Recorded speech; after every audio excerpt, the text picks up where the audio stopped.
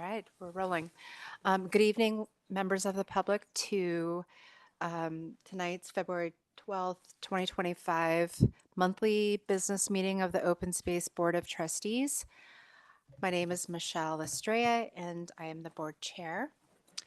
Let me start with calling the roll. Let's start with Trustee Carroll Present. and Lynn, Present. Robinson, Here. Zuckerman, Right here. and I'm here, so we have a full house tonight. We're going to move on to approval of the minutes and from the January 15th, 2025 meeting. I believe we were all present that meeting. And let's go page by page. And I'll ask you if you have any comments or corrections to the minutes, starting with page 1. None. Seeing none. I'll move to page 2. None? Okay. Page 3, we must have at least like a typo correction, don't we? I think these were pretty good. Okay, good. We're usually so picky about these things. Okay, and then page 4. Okay, great job. I'd like to ask anybody if they'd like to move to approve the minutes. So moved. Okay, second? Second. Okay, call the roll. John Yes. and Harmon? Yes. Yes. Yes. And I also vote yes. We're unanimous in that. And now we'll move on to public comment for items not identified for public hearing. Let me start with Lisa. Do you have the rules of decorum?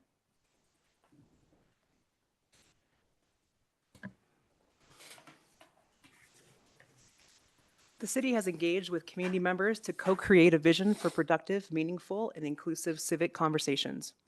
The vision supports physical and emotional safety for community members, staff, and board commission members, as well as democracy for people of all ages, identities, lived experiences, and political perspectives.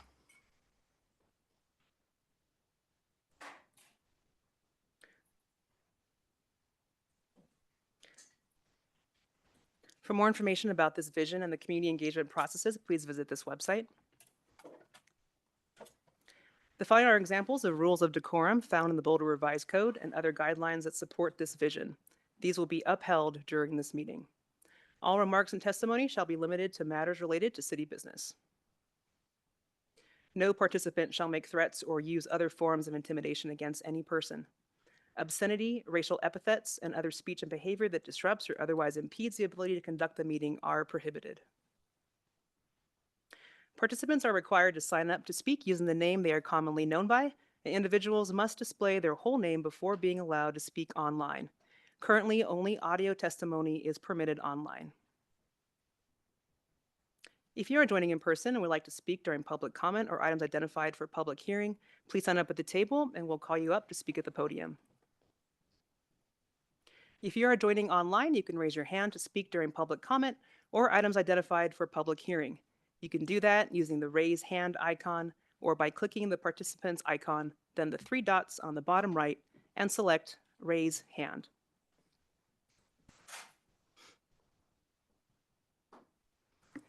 Thanks, Lisa. I understand that we have some folks signed up in advance to speak tonight, and we also have some people who might be pooling and might have some decks to show as well. Correct. Sama, is that right? Okay. Yes, and we'll begin public comment with those folks who signed up in person with the presentation. First, we have Elizabeth Black, followed by Christopher Brown. Okay, so Elizabeth, you must have your second person that you're pooling with also present? Okay, great, thank you.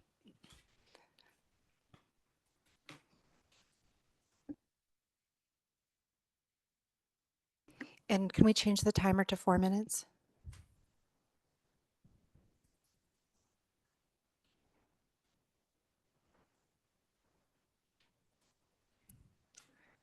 Whenever you're ready, Elizabeth.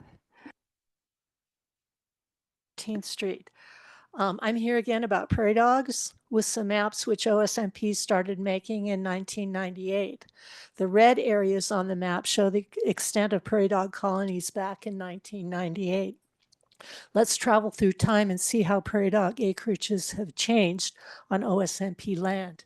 Next slide, next slide, next slide, next slide, next slide, next slide, next slide, next slide, next slide. Want to see that again? Next slide. This is 1998. Next slide. And here's 2024. The red is prairie dog lands. The gray areas are mostly private lands, not OSMP lands. Prairie dog occupancy of most OSMP grasslands has reached 70 to 80%. Next slide. Here's a photo of a small, lovely section of our northern grasslands with no prairie dogs. It has varied vegetation and excellent ground cover protecting its fragile soil. Next slide. Here's a nearby portion of our northern grasslands with lots of prairie dogs, with only a couple yucca remaining. Next slide. Here's another photo of our northern grasslands with nothing growing. Next slide. All this bare ground from prairie dogs means there is massive soil erosion from OSMP lands. Here are photos of dust storms on Gallagher, Dawson North, Stratton, Cowles. Next slide. Beach, Boulder Valley Ranch, Vera East, and OSMP property south of town. Next slide. Here's an aerial view of a dust storm back in 2023 on the northern and eastern grasslands with 70 to 80% occupancy. Let's take a closer look. Next slide. Here, dust clouds originate from the northern grasslands with 70 to 80% occupancy. Next slide. Here, the dust clouds coming from the OSMP prairie dog occupied fields are completely obscuring Gun Barrel Hill. I wouldn't want to live there, downwind. Next slide. Soil erosion on OSMP lands is easy to find along fence lines, like these photos of Cowles and Bennett, where soil from OSMP prairie dog fields is piled by the wind. Next slide. Old fence posts and structures in the northern grasslands show where the old soil line used to be. You can measure how much soil has been lost in prairie dog fields. Next slide. You can find old soil lines on boulders like these. Next slide. These poor scraggly yuccas atop tiny pedestals of remaining soil are classic signs of soil erosion. So is a soil surface covered with pebbles and rocks, no topsoil or litter. All soil around the yucca and over the rocks has been blown away. OSMP has lost roughly 3 to 5 inches of topsoil from these fields. Next slide. So what's the big deal? It's just dirt, right? No, it's the basis for all terrestrial life, and most of Boulder only has about a foot of it. Once it's gone, you're left with a manky clay subsoil that won't grow much of anything at all. Topsoil gives you plentiful vegetation and healthy fauna. It sequesters carbon and mitigates climate change. Squander it and you add more CO2 to the atmosphere, turn your land into desert, and amplify the heat island effect for city folks. I know that prairie dog advocates are scary, but your mandate is to protect our open space lands. Paula and I have sent you specific ways you can do that. Please be brave and direct staff to deal with excessive prairie dog populations, which are destroying our open space lands. Thank you. Thank you, Elizabeth, and perfectly timed. Up next, we have Paula Schuler, followed by Michael Barrow.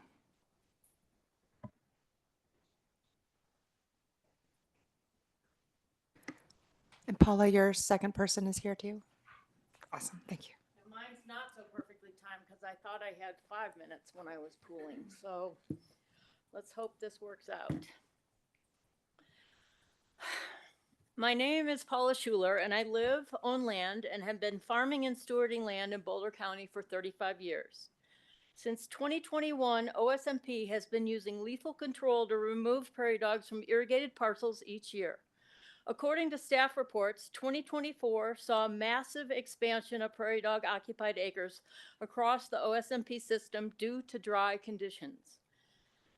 2 OSMP irrigated land designations where prairie dogs are in conflict with agriculture and being removed experience substantial prairie dog expansion. In 2024, removal parcels had a 56% increase in occupied acres, and transition parcel occupation increased 22%. Per mapping at the end of 2024, prairie dogs occupied 852 acres on irrigated removal and transition parcels, an increase from 640 acres in 2023. That's substantial expansion. With all the work that OSMP is putting into this project, it seems they are losing ground. There is a clear and concise program in place to remove prairie dogs from irrigated agricultural lands, but the seasonal moratorium dictates that OSMP must pause lethal control between March 1st and May 31st. Allowing thousands of prairie dogs to reproduce only to be lethally controlled after June 1st is not good management. Why let the population grow on these parcels only to have to kill more prairie dogs? Prairie dogs mate between January and March and have a 34-day gestation period. Prairie dogs typically produce 1 to 6 pups per litter, with an average litter being 3 to 4 pups. That's exponential growth. Additionally, juvenile male prairie dogs born the previous year are forced to leave their coterie and they disperse across the landscape, typically in late spring. These males move to other OSMP parcels or move to privately owned neighboring properties where private property owners are forced to deal with them. Removing the seasonal moratorium will kill less prairie dogs in the long run and will make OSMP a better neighbor. Boulder County removed the seasonal moratorium on their irrigated parcels in 2022. Boulder County staff told me that removing the breeding moratorium has made a significant difference in their prairie dog management. They kill less prairie dogs and follow-up perk is substantially decreased. In 2024, OSMP mapped 5,500 acres of acres occupied by prairie dogs in the OSMP system, including 4,657 acres of prairie dogs in protected status. 4,657 acres of protected prairie dogs is well above OSMP's goal of maintaining 800 to 3,100 acres of prairie dogs. 852 agricultural acres remain in conflict with prairie dogs. Removing the moratorium will not erode the large numbers of protected prairie dogs, but it will absolutely contribute to supporting the irrigated agricultural lands and be much more efficient and cost-effective management. Management involves making tough decisions. The goal is to remove prairie dogs from irrigated lands and return these parcels to healthy soils, sequestering carbon, growing food and feed, and increasing viable agriculture in the OSMP system. Pausing management to allow prairie dogs to produce even more prairie dogs on irrigated parcels does not make sense. Managing prairie dogs 12 months a year and killing fewer prairie dogs in the long run is better management. I'm asking OSBT to initiate a serious conversation and then initiate actions to remove the seasonal moratorium for lethal control on irrigated parcels. Thank you. Thank you, Paula. Michael Barrow, followed by Lauren Lambert Feldman. Is Mike supposed to be here in person or is he online? I haven't seen him come here to sign up. That's why I'm asking. Lauren Lambert Feldman, followed by Tom Isaacson.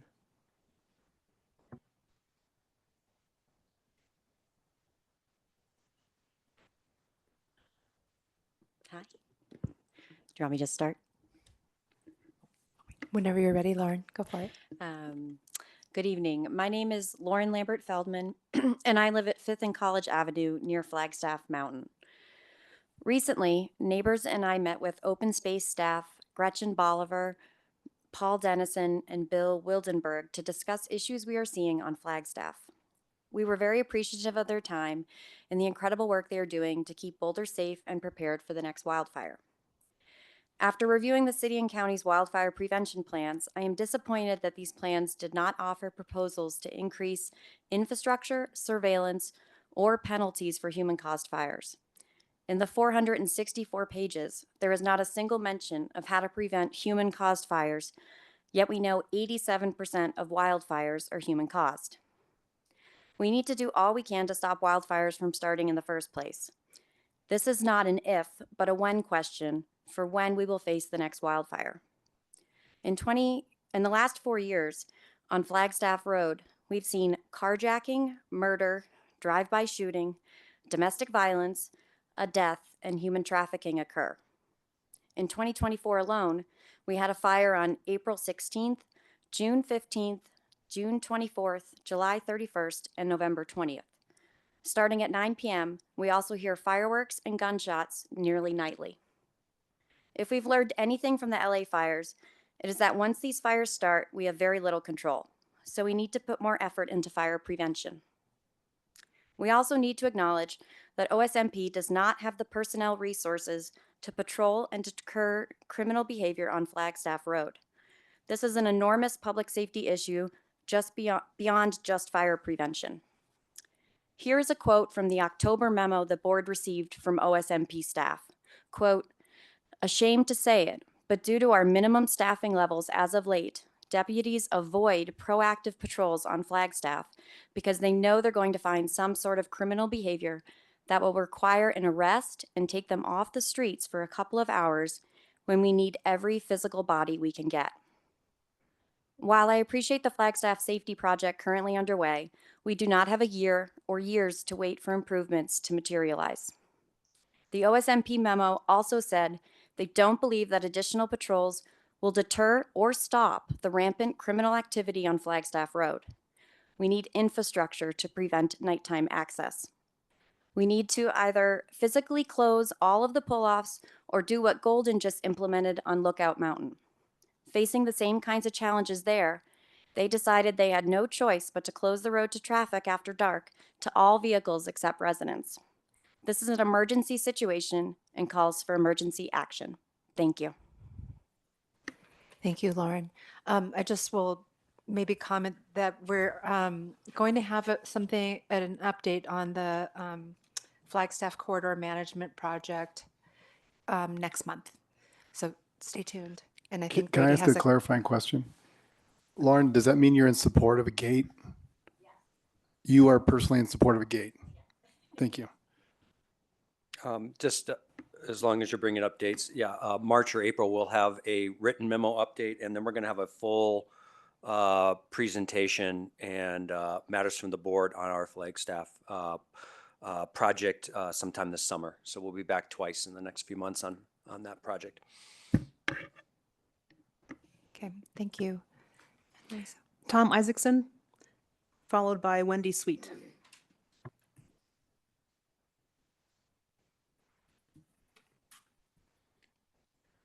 Tom Isaacson, 3165 Noble Court in Boulder. I'm speaking on behalf of the Boulder climbing community, and it's approximately 1,000 members. I'm speaking in regards to the Climber Access Trails Management and Implementation Plan that I know Lisa will be speaking about later. And I want to express our support for the plan that as it's laid out in the memorandum.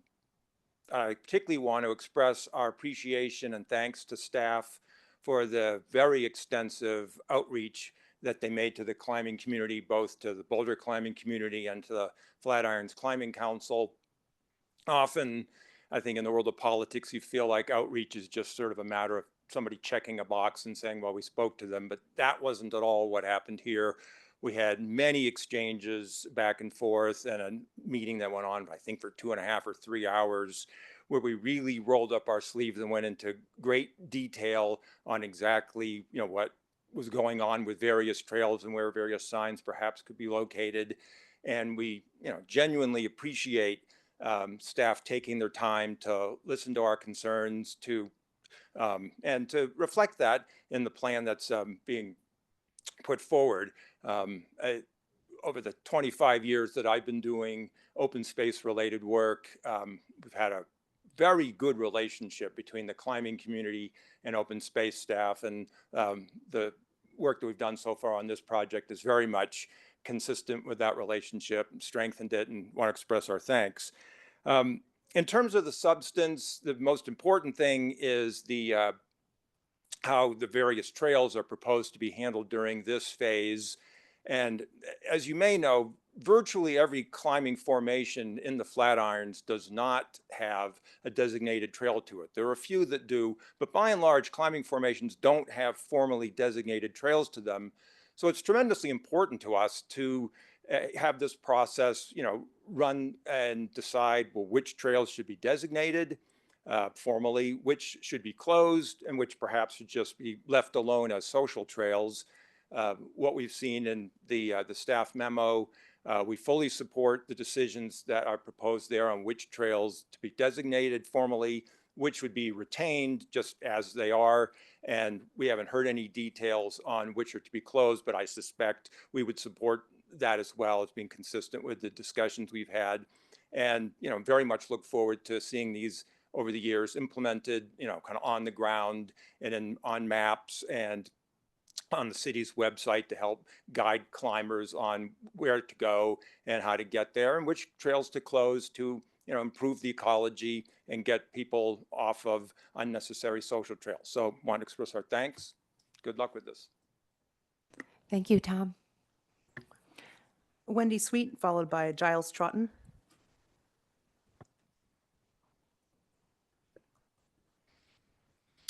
Good evening, trustees. My name is Wendy Sweet, and I'm the Executive Director of the Boulder Mountain Bike Alliance. I want to take a moment to express our deep appreciation for OSMP's partnership, both in the construction of the North Sky Trail and in visitor engagement through the Presence on the Land initiative. North Sky has already become an important connection for our trail network, and BMA was honored to play a hands-on role in helping build it. This project is a great example of how collaboration between land managers and the community can create thoughtful, well-designed trails that balance recreation and conservation. Beyond the trail itself, we're proud of how BMA's Boulder Mountain Bike Patrol has worked alongside OSMP to support responsible recreation. In 2024 alone, our volunteer patrollers completed 84 patrols on North Sky, helping visitors with trail information, etiquette, education, and safety awareness. Additionally, Bike Patrol co-hosted 2 North Sky Trailhead education outreach events with OSMP staff, reinforcing our shared commitment to ensuring positive experiences for all trail users. We also want to express our encouragement for OSMP's work on the 7C Multimodal Access Initiative. It's great to see a focus on safer, more sustainable ways for people to get to open space. However, much what has been presented so far leans towards getting people to trailheads for hiking, like buses and bike racks, without considering that many people also ride bikes within the open space system itself. As OSMP continues this planning effort, we encourage looking for low-hanging fruit to make it safer and more enjoyable to not just reach the system, but to move through it by bike. This could include identifying and improving existing bike-friendly connections, small infrastructure upgrades, or recognizing cycling as a key component of multimodal access alongside hiking. We appreciate OSMP's collaboration, both in building great trails like North Sky and exploring ways to improve access through the 7C initiative. As these efforts continue, we hope to see more consideration for how people ride bikes both to and within the system to create a more connected and welcoming experience for all users. Thank you. Thank you, Wendy. Giles Troughton, followed by Peter Beal.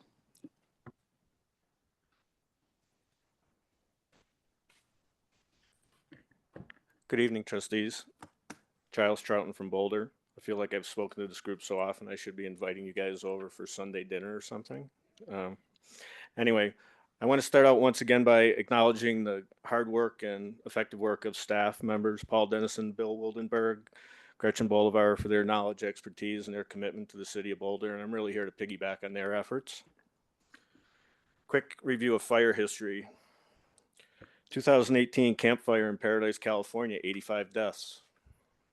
2021 Marshall Fire. I don't have to tell anybody in this room about the Marshall Fire. 2023 Lahaina and Maui, 102 deaths. 2025 Los Angeles, 29 deaths, including Anthony Mitchell, a 67-year-old amputee. Stayed behind in a wheelchair with his son Justin, who had cerebral palsy. So let's talk about risk to Boulder. What are we really talking about when we're talking about risk, wildfire risk to Boulder? We're worried about fast fire. That's really what we're primarily worried about. Our worst case scenario is a wind-driven dry fuel wildfire event that ignites homes within the city of Boulder by carrying firebrands a mile or two in advance of the fire perimeter. These types of events are responsible for 88% of the homes destroyed between 2000 and 2020. Fire departments, including Boulder's own fire rescue, are really good at responding to many different fire scenarios, but fast wildfires isn't one of them. And we need to be very clear about that. Boulder's wildfire risk is greater than 97% of the communities in the United States, greater than Superior and Louisville, greater than Paradise, California, comparable to Lahaina, Altadena, and Pacific Palisades. The National Weather Service acknowledges the risk to Boulder by saying, quote, the areas around Boulder and Westcliff are especially prone to extreme wind episodes. These events are seasonally more frequent in the winter. Regarding wildfires, we don't have a lack of information or lack of knowledge. We have a lack of focus. We have a lack of alignment. And we have a lack of a sense of urgency. And why do I say this? I guess I say this because how much safer are we 3 years after Marshall? So what do we need to do about this? We need to do three things. We need to prevent human-caused ignitions during high wind, dry fuel events. And I'm supportive of the controls that Lauren mentioned earlier. We need to harden structures, which is a component of the CWPP now under your control. And we need to mitigate and treat fuels. A question I would pose to OSMP is what percentage of the western perimeter of Boulder has been properly mitigated or treated right now in terms of fuel mitigation? Just to close, I've only been in Boulder a couple of years, but I know this board is well respected within the community. You've got influence. I keep coming to you guys because I want you to use that influence. I keep showing up here on a cold, snowy Thursday night, and I'm just asking that you guys use your voices to do the same. Thank you. Thanks, Giles, and thanks for coming every month. We appreciate it. Maybe one of these days we'll invite you to dinner. Lastly, we have Peter Beal.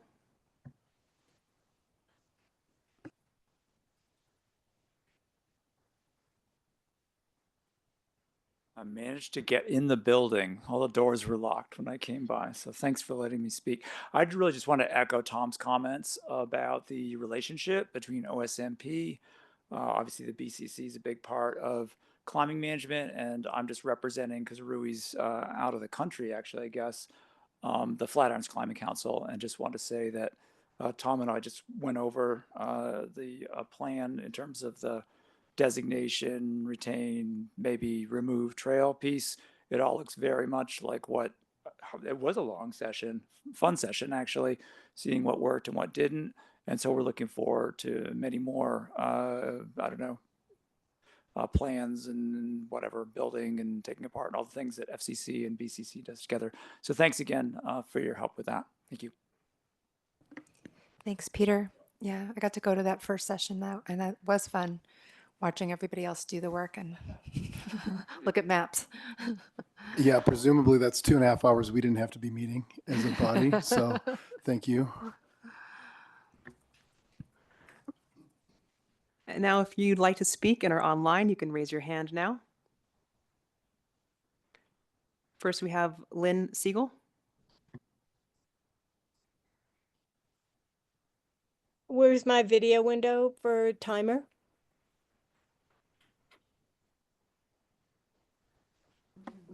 It should be up. Do you see it on your end? I do not. Okay, I will make sure that that shows up for everyone.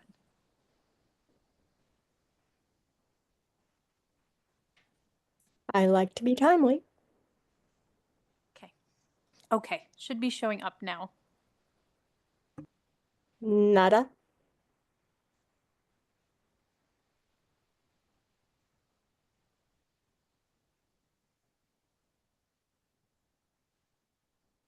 My name shows up and the full screen just shows my name and my hand up.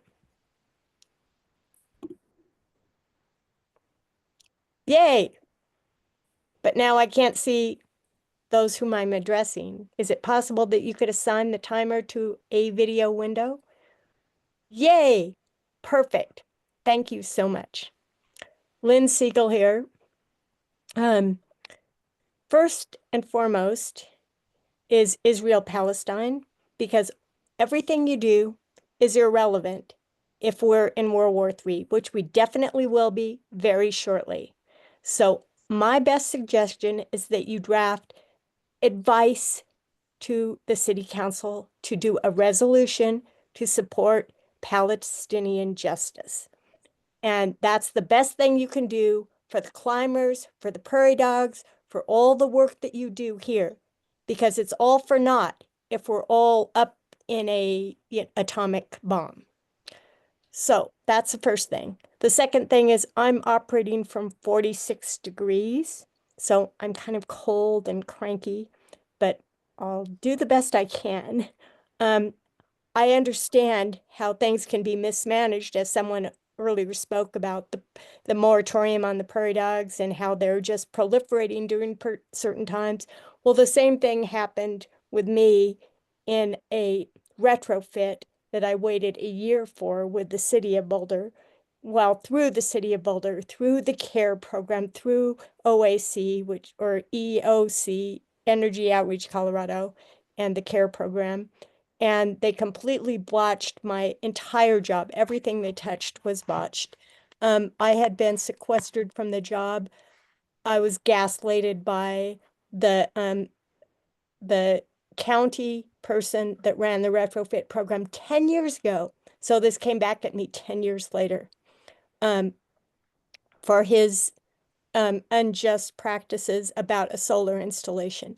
Now, what happened with me, one thing that's relevant directly to fire is that a large, very large compressor was installed on the side of my house at the setback, going straight from the wood siding to a wood fence.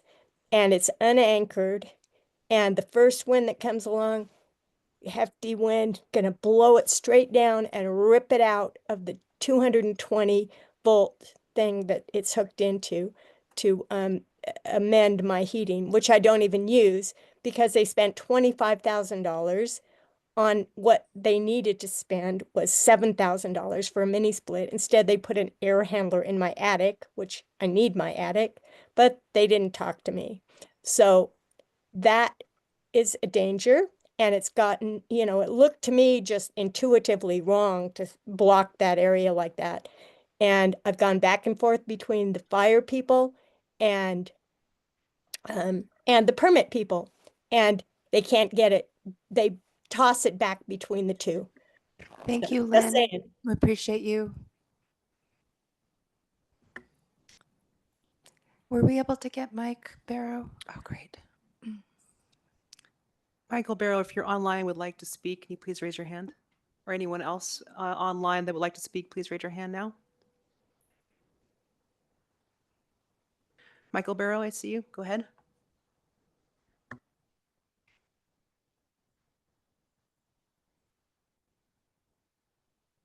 Okay. Can you hear me now? We can indeed. Okay. Mike Barrow, 1103 Alexandria in Lafayette. It's been a while since I've last showed my face to this board, and I felt it was time to check in again with those that make decisions that impact the public lands that I personally visit. I've been involved as a mountain biking trails advocate since the early 1990s. And I've been engaged in the significant OSMP management plans over the last 25 years. While I'm no longer representing Boulder Mountain Bike Alliance, I live and play here. So I come to you tonight as a longtime open space user. I'm here to heap praise on the staff that created the North Sky Trail and transforming the Boulder Valley Ranch system.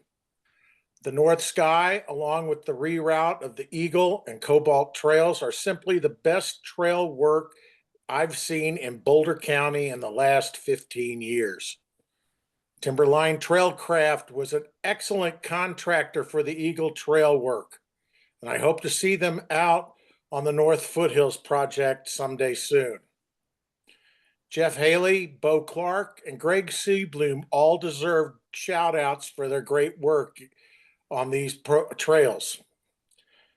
You know, I've been riding out on Boulder Valley Ranch since 1991 when I was working at IBM.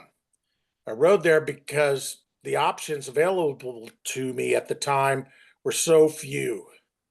After 15 years of doing, well, after 30 years of doing trail advocacy and development throughout Boulder County and riding elsewhere for the last 15, today I make a point to do the North Sky left-hand Boulder Valley Ranch loop with some frequency. During my time as a BMA leader, I had always hoped for the day when OSMP could trust BMA volunteers to work on trails unsupervised. But that's really not how it all worked out. Now BMA pays our trail coordinator to work on our public lands. Maybe it's time to think about paying for the good work that can stand the test of time. Just a thought. Thank you all for your service. That's all. Thank you, Mike. And I'm seeing no more hands online. Okay. I'll go ahead and close public comment then. All right, we're going to move into matters from the department. This is our opportunity to speak on the 2 items that were provided in our packet or anything else on our minds as a board. And the 2 things that we had in our packet have to do with the 2024 Prairie Dog update and the 2025 management plan, and an update on the Chautauqua Ranger College cottage and trailhead renovation. First I'll start with the Prairie Dog memo. Do we have comments and questions about the Prairie Dog management and the information provided in the packet? Go ahead, John. Not necessarily from the packet, but on this topic, I believe it was Paula, when she spoke, talked about the seasonal moratorium on irrigated parcels. Could you tell us a little bit more about that? Is that a open space department policy? Is that a city policy? That's the moratorium. And is Heather here tonight, or like online or anything? We may have Tori Polton might be able to address that question. Heather has the flu. She said she may try to join us online, but if Tori or Heather is available. Tori's here. Yeah, great. So the question is regarding the moratorium. Yes. Is that something that, OSMP has put in place, or is that like city level rule? That's city level practice. And I think a lot of that is in response to distaste for the thought, honestly, of killing baby prairie dogs in the burrow.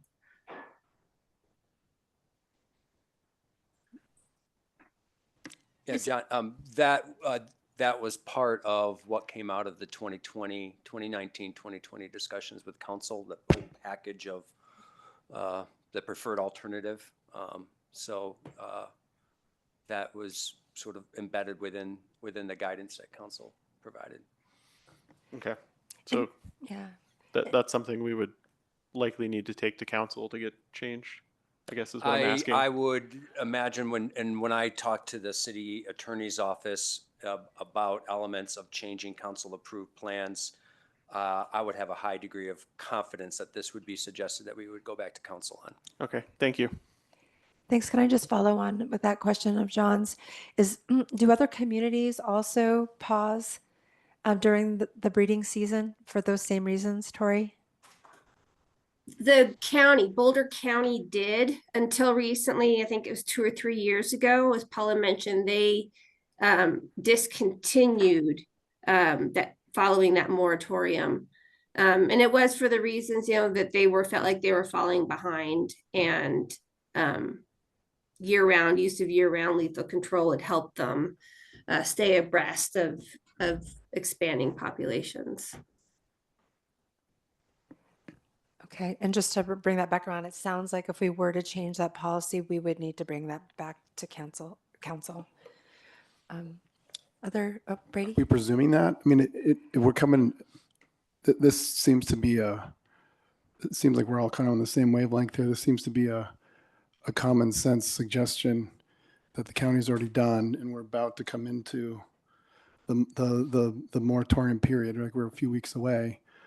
And it just seems like a common sense thing that we'd be losing a lot of ground in our goals. So I guess another way to phrase this is a change to this policy on a relatively short time frame a possibility? Is it a possibility for this year?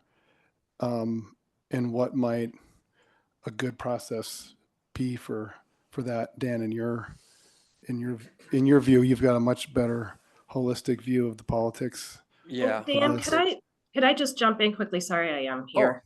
Heather. So when we went through our review of the irrigated agricultural lethal control program in 23, we looked at a number of items that we could readdress in the program. And the moratorium really was not one that was identified as a high priority. We've had a lot of challenges with lethal control. I think having that moratorium is not one of the substantial ones.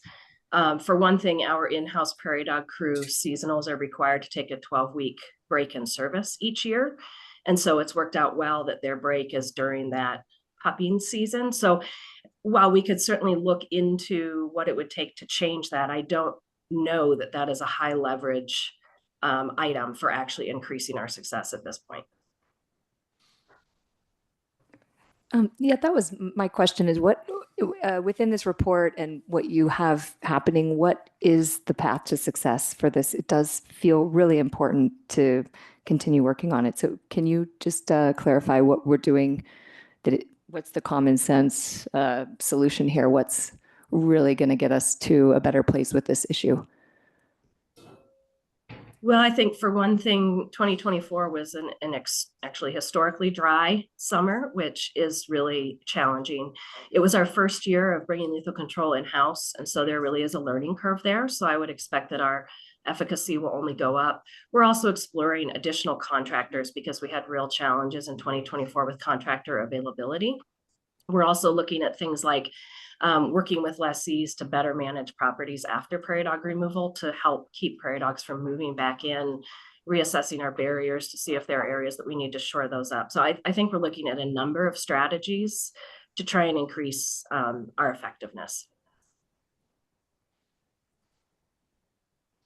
I will add, last year, other management agencies, cities, counties saw widespread expansion, no matter what their management was. So there's larger factors like weather from year to year sometimes really override our efforts. The year previous, we really made a lot of progress in meeting some of those removal goals. So yeah, some of those things are out of our hands.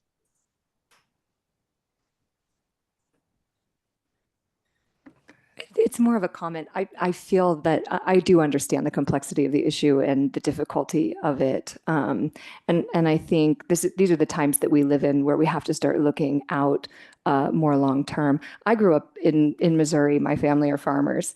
And I was the little girl that didn't want, I did not want to go out with my dad and go deer hunting, or definitely did not want to shoot a squirrel. And when my grandparents were at war with the moles in their in the gardens eating all the plants, it was heartbreaking for me. And I still have that little girl in me. I really understand how difficult it is. I understand it's awful to think about killing pregnant prairie dogs or new pups. I also look at these pictures of this barren land, and I think about the microclimate that we live in here, and how that desertification of our land will actually have longer, more spiral effects. And it is interrelated with the fire issue that we've been talking about, fire prevention. So I don't have the solution, but I really can understand the complexity, and I look forward to staying on top of it, and I look forward to seeing what we can achieve in this coming year. Hopefully we'll make progress. I really did appreciate the public comments that were made today. Okay, Harmon and then Brady. Yeah, like Sarah, I don't pretend to have the answer to this, but I think that there's a pretty strong question that needs to be asked at this point, given the level of increase that we saw, whether it was because of a dry season or anything else. 5,500 acres is like 12% of the entire open space portfolio. It's a huge amount of land to have prairie dogs on it, and to have a 17.6% increase year over year between last year and this year. I think that, maybe one solution is to talk about things in terms of an exigent need that, we can go back to having the moratorium after we get the population under control. City guidance is 3,000 acres essentially. And that's just, I don't remember where I know that from, but I know that from way back and looking at city documents, somewhere around 3,000 is the number we're aiming at for a max number. We're almost twice that right now. And on top of that, we've got all this new GHG information from OSMP staff, and we've seen some really brilliant presentations on that, including that dust storms account for another 12 metric ton equivalents of CO2 every time you get a high wind. So, if you have 5,500 acres of affected property, maybe it's not 12, maybe it's 17, maybe it's 20. We don't know what we're getting anymore. And given all of those factors, I think that, it is an exigent need, and it's probably something that needs to be looked at soon. Brady. Heather, first, I just want to comment that kudos for attending online while you have the flu. I have mixed feelings about asking you a follow-up question, but I'm going to do it anyway. So what I heard you say was, if you can still hear me, that you didn't feel that changing the seasonal moratorium would have a material impact on our ability to control prairie dog populations. That's your personal opinion. I mean, obviously, you know a lot about the subject. I guess the question is, do you believe there are other reasons other than sentimentality to maintain a seasonal closure? And would it not be better to remove it if it gives staff the management discretion to make real-time decisions based on our stated goals? And I guess I would further say, it occurs to me that the politics on this have changed since Tom Isaacson was serving on this board. And I think the material impacts that we're seeing on the land are starting to overwhelm our other sensibilities. And I think there's a sense of urgency within the community. And so I think if we're feeling a little gun shy about how this went down yesteryear, I think it's time for us to just take a fresh look at this and say that there's real impacts on the land. And I think also, I know we've made progress. We've taken lethal control in-house. Let's not forget that we do have a plan and we are making progress. I don't want to say we're not. But anyway, just the pointed question is, Heather, do you think there's other reasons that we should maintain that seasonal moratorium? I guess I would just say that this issue has been discussed repeatedly within the community, and obviously most recently in 2020 with the community and the board and city council, but also as part of the Prairie Dog Working Group. And the community has come down time and time again soundly on the side of not wanting to see lethal control during the pupping season. I can't speak to whether that sentiment has changed or not, but that's certainly what our direction has been up until this point from those community conversations. Okay, well, for what it's worth, I support looking at it again and giving staff the full discretion to, and going through it again with this community, if that's what we need to do, and giving staff the discretion to take the management actions and decisions that they need to address the issue, so. Sounds like there's also a staffing challenge as well, because that's when those folks have been taking their 12 weeks off because it's required for being a temporary employee. But that's what I heard you say earlier, Heather. But that's not insurmountable. Okay, so anything else on prairie dogs? How about the Chautauqua Ranger Cottage and Trailhead renovation memo? Anybody want to comment on that? We had the fortune of being able to walk that and talk about that when during our retreat in October, I believe that was. Okay, and I know I'm going to make a rub on you, Harmon. the beautiful toilet. I didn't see that in the memo. Just, yeah, hopefully you're not heartbroken about that. Okay. Okay. So I'm going to turn it over to you then, Dan, for matters from the Yeah, department. great. Just a couple of other comments related to what we heard tonight. Just for those who are tracking, Giles and others, and a whole host of community members that have become engaged with us and interested in enhancing our wildfire enhancements on a whole bunch of different subjects. Just want to alert that on March 12th at this business meeting, we'll be providing an update on the development of the 5-year action plan. And we might hit upon some other cursory efforts, but the focus will be that development of that plan. And then there'll be a May field trip. We're going to be locking down a May date with you all very shortly. Staff has coalesced around a couple of dates that we want to toss out to y'all. And we're going to be venturing out into the western WUI up on open space, where we'll be looking at a few different tools that we're utilizing for fuels mitigation. And it'll be a chance for all of us to kind of go see in person and to dive deeper into wildfire resilience efforts. So all those in the next couple of months involving the board. So we're looking forward to that. And I also mentioned already the upcoming Flagstaff management review dates and keeping you informed on that. And just also want to just put a shout out to the community members that we have been interacting with, where we've either invited them into the hub and had some great conversations, or we've gone out to living room and had great conversations with them. I just want to state, from who might be viewed as the bureaucrat, we very much appreciate that engagement. We really appreciate hearing the ideas. Some of the ideas we certainly will consider for the management plan. I think it's been a really healthy, productive exchange. And as a staff, we're welcome to wanting to get pushed in the area of wildfire resilience. We don't mind that at all. And we're continuing to learn, enhance along with the community. And as we all know, one agency isn't going to stop a big wildfire if that's what Mother Nature brews. It's going to take the whole community to sort of help reduce the likelihood of that. And so it is that partnership we're going to have with the community that's ultimately going to lead to success. So keep it up. We want to keep hearing from folks on that effort, and we're not shying away from that. So just wanted to comment on that. Dan, did you just call yourself a bureaucrat? Hold I've done on. it before. Now, Boulder, we voted 87%, I think it was, Democrat. So we love our bureaucrats over here in this city. And I hope it stays that way for a long time. I don't.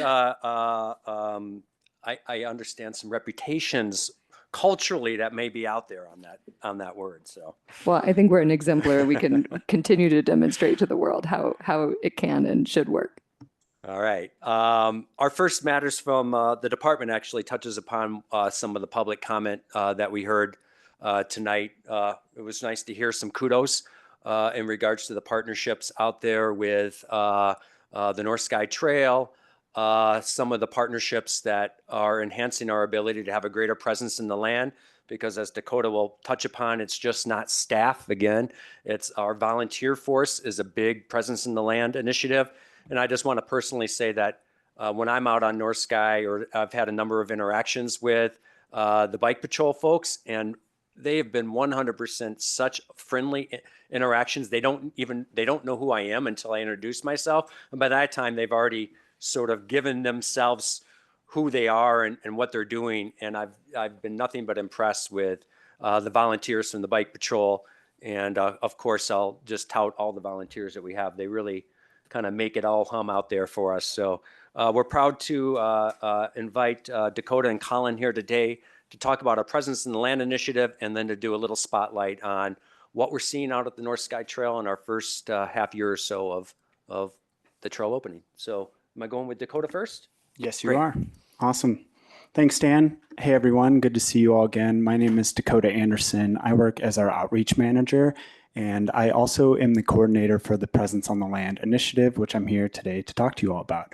I also have Colin here with me from Human Dimensions, and we have Burton Stoner from the Rangers and Debbie Cushman from Volunteer Services online to help answer any questions that you all may have after the presentation.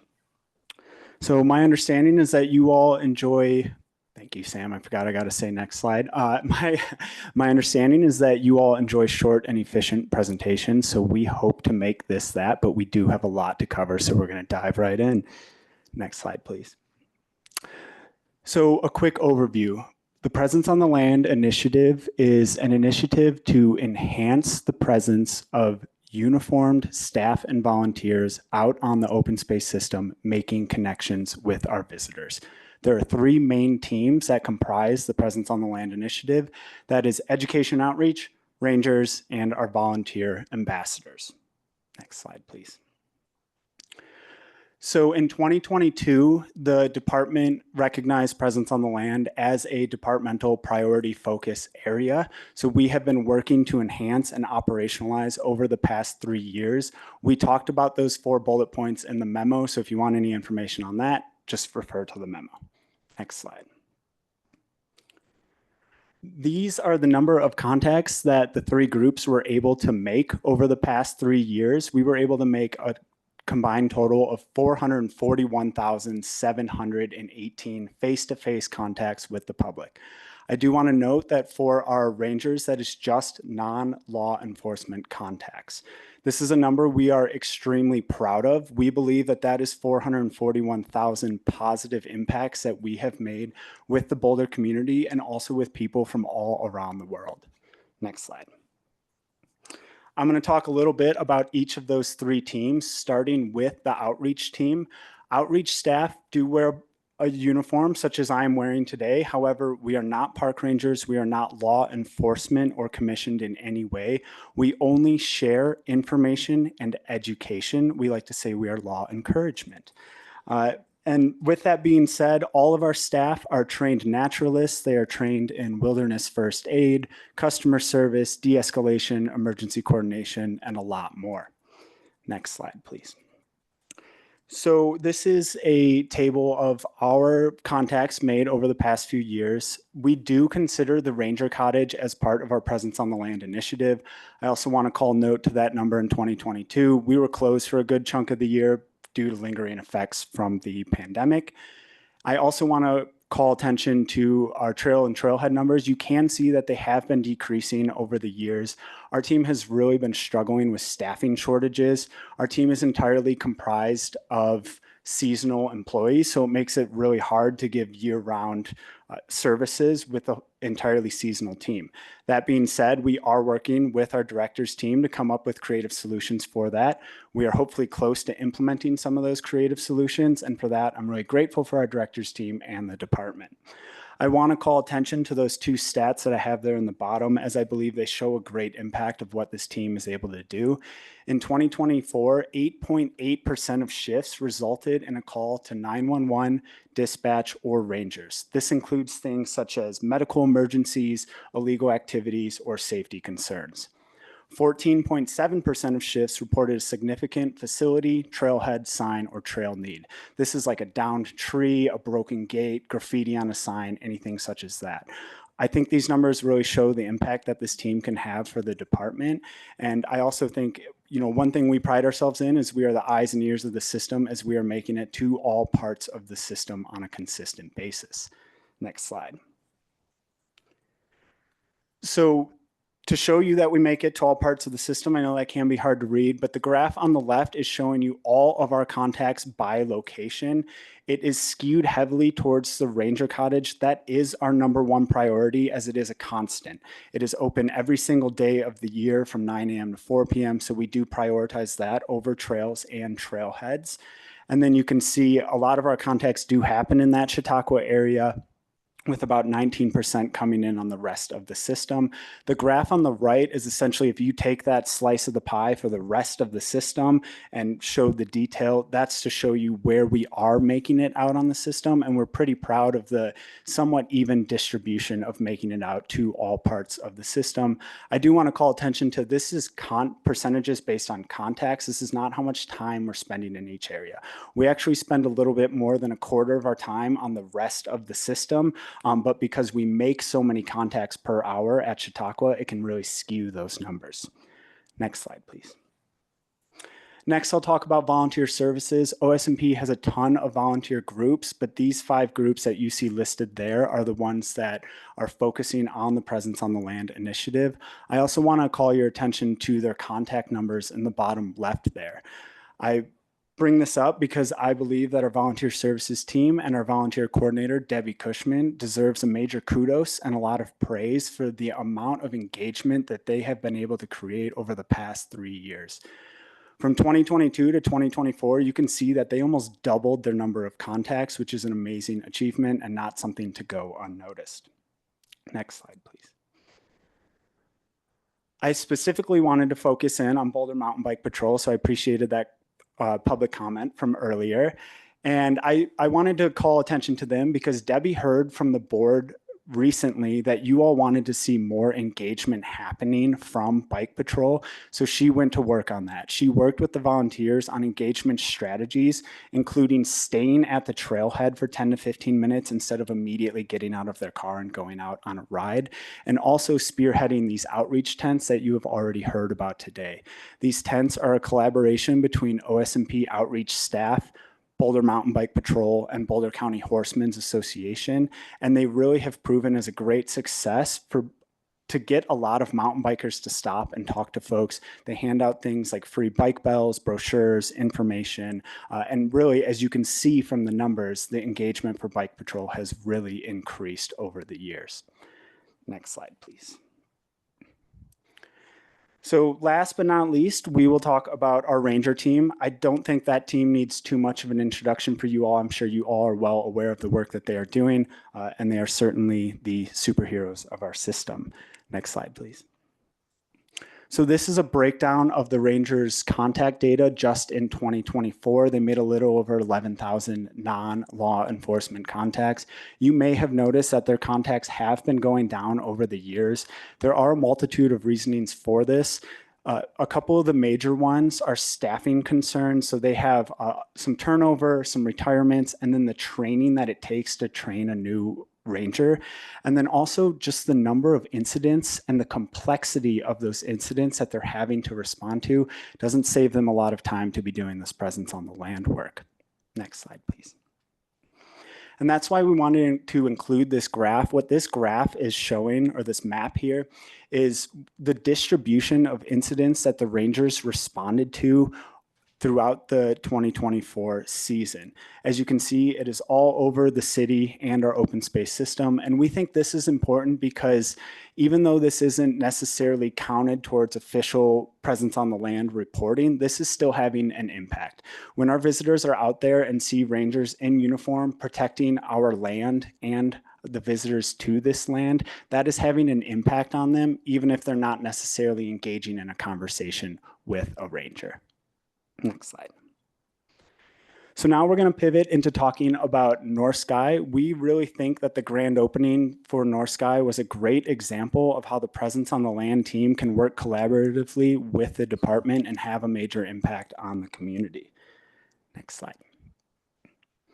So to do that, we started with a lot of preparation meetings and information sharing. So that is our team understanding the work that has been done, the history, ecology, rules and regulations of the area. We take all of that information and then we start to create priority messaging around that. And then we disseminate that information to the entire Presence on the Land team. Some examples of priority messaging were to stay on trail and to follow proper yield etiquette. We've really worked to align our scheduling and create consistent scheduling. So we worked amongst all 3 work groups to make sure that we had a uniformed staff or volunteer member out there every morning and afternoon, every day for the first 2 to 3 weeks that the trail was open. A really big part of this for us was the reporting and the feedback that we were getting.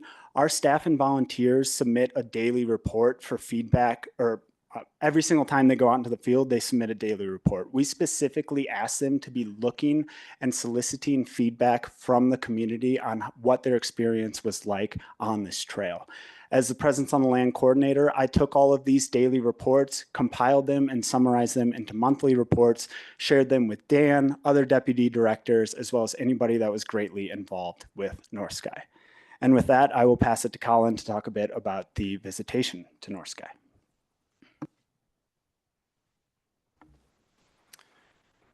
Great. Excited to be able to share some more figures here with you all. So we're also excited to have the opportunity to get some equipment on the ground right at the start of opening North Sky. One of those counters up at the north end, Joder Ranch, we actually were able to get installed back in 2023. So we had a little bit of precondition data going into that, and I'll touch on that in just a second. But up at the north end, we had one counter monitoring the trailhead access and then another counter on North Sky itself. Down at the southern end, we had 3 counters monitoring access points coming off the Foothills Trail, and then one at the south end of North Sky down there. And that one at the south end, which is that picture of the bridge, we actually did end up installing it on the bridge. That was the multi-use counter that we deployed. Unfortunately, not right at the beginning because the trail conditions weren't quite right for it, but eventually got it installed on the bridge there. So next slide. So a little bit more breakdown than what was in the packet. This is from October 15th to January 5th. This is the distribution of cycling and pedestrian average daily visits across the week. So pedestrian in blue there, cyclist in green. And what we can see is that during the week, it is on average predominantly pedestrian. Cyclists sort of ramp up there. And as we get towards the weekend, we tend to see a little bit more of that 50-50 split between those two activity types. So next slide. This is also a look at the Joder Ranch trailhead. So we don't have vehicle data to share at this time, but if we just look at sort of trail access through that location, where you can see on the left in that purplish color is visits prior to the opening of North Sky, blue is after, and what we see is that there was an increase, or we do see an increase in visitation through that trailhead after the trail opens. And in this case, it's significant increase in all senses, in being statistically significant increase, and also reflected across all days of the week there. So next slide. But I think it's also important to sort of put it all into context. So we've shared these visitation classes in the past. You've probably heard a lot about them, from very low to very high. You can sort of think of this as a gauge bar, and the call outs up there, everything that's in blue are North Sky monitoring, or locations we were monitoring for North Sky that fall into the low visitation class. Highlighted there is Joder Ranch before and after. So you can see it's been an increase. It's still in the low visitation class. Then those ones highlighted in yellow, those are locations that are more in that medium class. And those ones that don't have any fill in them are just some other points for sort of reference to kind of put these in context. So East Boulder White Rocks, Dowdy Draw, South Boulder Valley Ranch, those are all also multi-use trails, as is Coal Seam, which is in Marsh Mesa, and then just a couple of others, Sanitas Valley and Lehigh there for context in terms of average daily visits. So just to sort of put it all along a continuum. Next slide. I'll pass it back to Dakota. Great. Thanks so much, Colin. So again, we found a really important part of our presence on the land out there was getting some of this observational feedback, as it's feedback that we get immediately and we can start to act on and respond to quickly. So the presence on the land team was able to make approximately 1,800 face-to-face contacts up at North Sky. They found that the vast majority of visitors are very excited about this trail. Most people reported that all users are courteous and following proper yield etiquette. The top complaint is how narrow the trail is, with no place to step off, and the difficulty that this creates with multiple user groups trying to pass each other. We had many visitors mention this to us.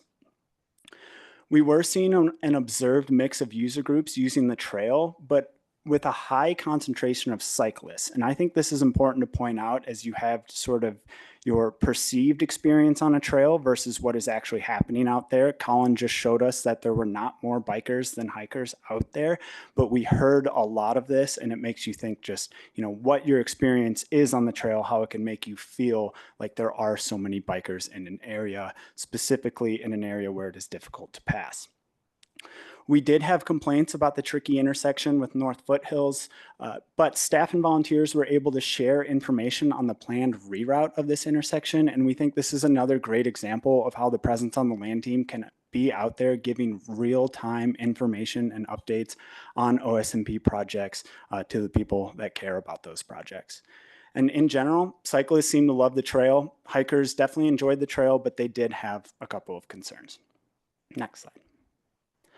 So moving forward, as I mentioned, 2025 will be the last year that this is a department priority focus area, and we hope to be fully operationalized by the end of the year. One thing we're going to focus on this year is utilizing the POVs data that was presented to you all a few months ago so that we could have a more strategic approach to our presence on the land. We're looking to recruit more dog ambassadors. We are hoping to continue to streamline communications with our rangers, specifically around emergency coordination and rescues. We're going to continue to refine our data reporting, and of course, we will continue those collaborative outreach tents as they were such a success. Next slide, please. And so just to wrap things up, you know, I can present to you about data and trends all day, but really I think so much of the major impact from the presence on the land is the connections that our staff and volunteer are able to make with our visitors and the connections that they're able to create between the visitors and our lands. We know that we're experiencing high visitation. We know our visitation is just going to continue to increase. And we truly believe that presence on the land is one of the best strategies that we can use for high visitation. When you have a trained staff member that is going out there, is inviting people in, giving them a sense of belonging, connecting to them, connecting the person to the land, showing them how special this place is, and teaching them how they could responsibly recreate on this land, that's what is going to elicit an emotional response, and that is what is going to make people want to enjoy and protect our OSMP lands. So we're super proud of this initiative, and we hope that you all are too. And with that, we can take questions. I'll for one say that I am super proud of this initiative. Thank you, Dakota and Colin. So we have a couple of topics here, the presence on the land, and then you mashed that up against the North Sky data. So appreciate giving us some like real life context to look at your work. Comments, questions, anybody shy? I'll start. Okay, I'll start. I wanted to ask about the multi-use counter that's on the bridge of what in North Sky. When was that installed? And so you're measuring at that point whether they're a pedestrian or they're a biker. Is that right? Correct. It was installed on October 15th. October 15th. Okay, so all right.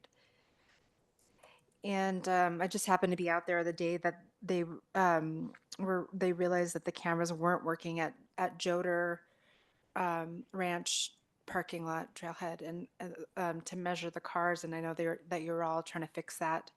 So since you showed us that graph that showed so many more people using the Joder Ranch trailhead, like doubling in that period of time, how are you using that data to inform future decisions?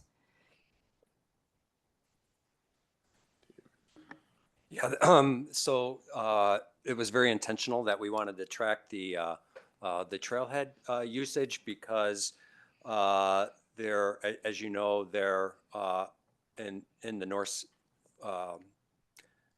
Trail study area, there was calls for a new trailhead in that area, and trying to get a sense of what that need is, what the usage might be, will help final determinations of exactly what we want to do out there in terms of a more northern placed trailhead.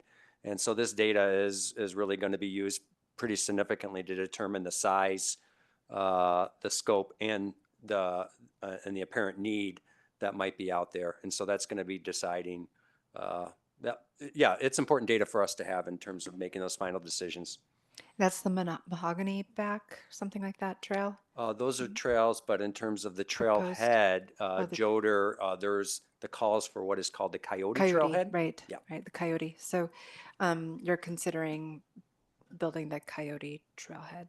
Yeah, it's called for in the North TSA, and we have been investigating various options, alternatives, costs, needs, and of course, the size of the trailhead, matching that up with what we think the need is really crucial. And then that goes into what the cost would be, what type of land area you need, where the entrance would be, where is there an existing area that we could use that might be able to serve that purpose, a whole bunch of different stuff. So yeah, we have staff currently that are sort of wrangling with all that stuff, and using this data helps inform that. Awesome, thank you.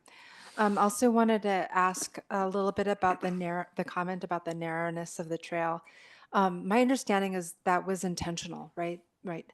And so, and that was for HCA purposes, right? That we made it so narrow. And yeah, I see a nod, but then I kind of see Dan go. Yeah, well, I don't know if it was for HCA purposes, but it was certainly specifically called out in the North Trail study area as of criteria that we should be aiming for. And the trail width was specifically mentioned in plan guidance.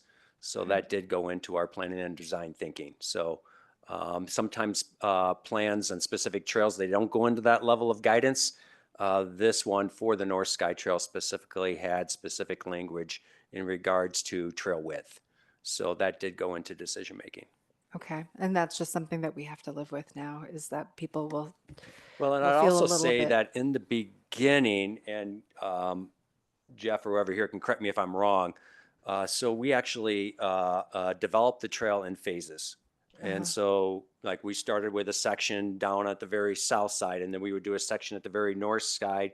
And then sometimes we'd be working on sections in the middle. And during the first, I would say 6 to 8 weeks, on the sections of trail that were completed earlier, we had a lot of revegetation growth that sort of shortened, decreased the width of it. And so there was also a period of time in which that natural expansion back to what the trail actually created, it took some time to fully realize because vegetation came and overgrew parts of the trail. But I'm not trying to say that the trail itself in some spaces isn't more narrow than would be if we weren't following plan guidance. Okay. Did you want to comment on the narrowness of the trail? Well, I just say the trails have a way of evolving to accommodate, people. I mean, I've just been on there enough times, pulled my bike off to get around somebody, and I know, oh, I caused a little bit of erosion there. This is going to look different in 5 years. And I'm presumably we'll just watch what happens with the use patterns and adapt as we need to. Yeah, exactly.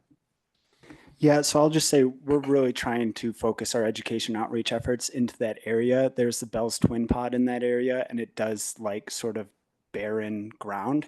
So what might look like a great spot to pull off of might not actually be one for that plant. And that's, again, just another reason why we do find presence on the land and our education outreach that's happening in that area is so important to be able to talk to people about some of those things. Thank you. I think Harmon wants to chime in here too on the narrowness of the trail. Yeah, I just wanted to say, with the Blue Sky Trail, it's almost the whole thing is a side hill, and obviously if North Sky. With the North Sky Trail, you know, it's basically a side hill enterprise in trail building, and so if you made it wider, you know, you're gonna cut a pretty. Either you're gonna have to fill or you're gonna have to cut more. But is there any thought about where there's some flatter areas to create some relief by widening the trail? I mean, I think we just to balance user experience with some of the concerns in the trail guidance in the might be something to think about. Is that something you do think about now that you get this data back?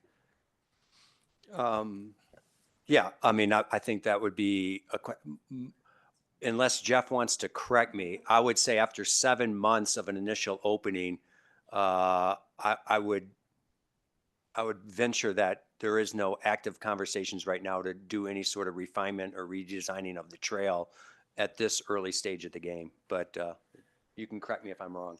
That is correct, sir. So Jeff Haley, Deputy Director. Yeah, and just since that's a topic with narrowness and the trail width, everything that's been shared is absolutely correct. And just as we've described before with other projects and presentations, we manage our trails. We call them TMOs, or trail management objectives. So similar to a roadway, there's classifications, an arterial, major collector, highway, et cetera. So that this trail specifically is a certain narrowness or width. The trail maintenance staff, they are always out there checking, just like Dan said, sometimes we have vegetation encroach into the tread. There may be rocks that pop up that we need to remove, or surfacing in spots. So all that to say, I think the key thought and answer is that we'll be managing the trail to that specification. And a lot of these multi-use trails, so this one we have hikers, equestrian, everything that the presenters talked about, bikes, you know, there is a etiquette, and that's what we've been trying to educate.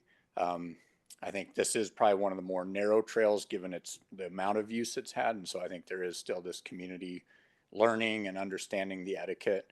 And you'll have people do a little lean here and there, like, you know, like when we rode out there that day, you can kind of lean off to the side and let others by. But I think unless we see major widening or major impacts, we would manage it to what it's prescribed in the plan.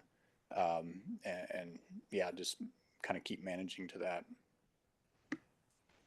Thanks, and I'll just finish my line of thinking, and I'll open it up to others. I just, wanted to comment. It is a super wonderful trail, and a great asset to the community. It's also right near a neighborhood, so people can just bike from their neighborhoods.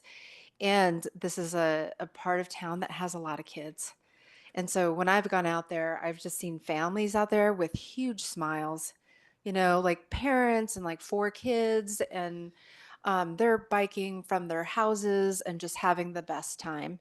And I think that when we see those numbers pop on the weekends, we're seeing the kids out of school having having a good time on the weekends. And I think, even though some people may see those numbers alarming, I think that just means so many happy kids who are not on screens.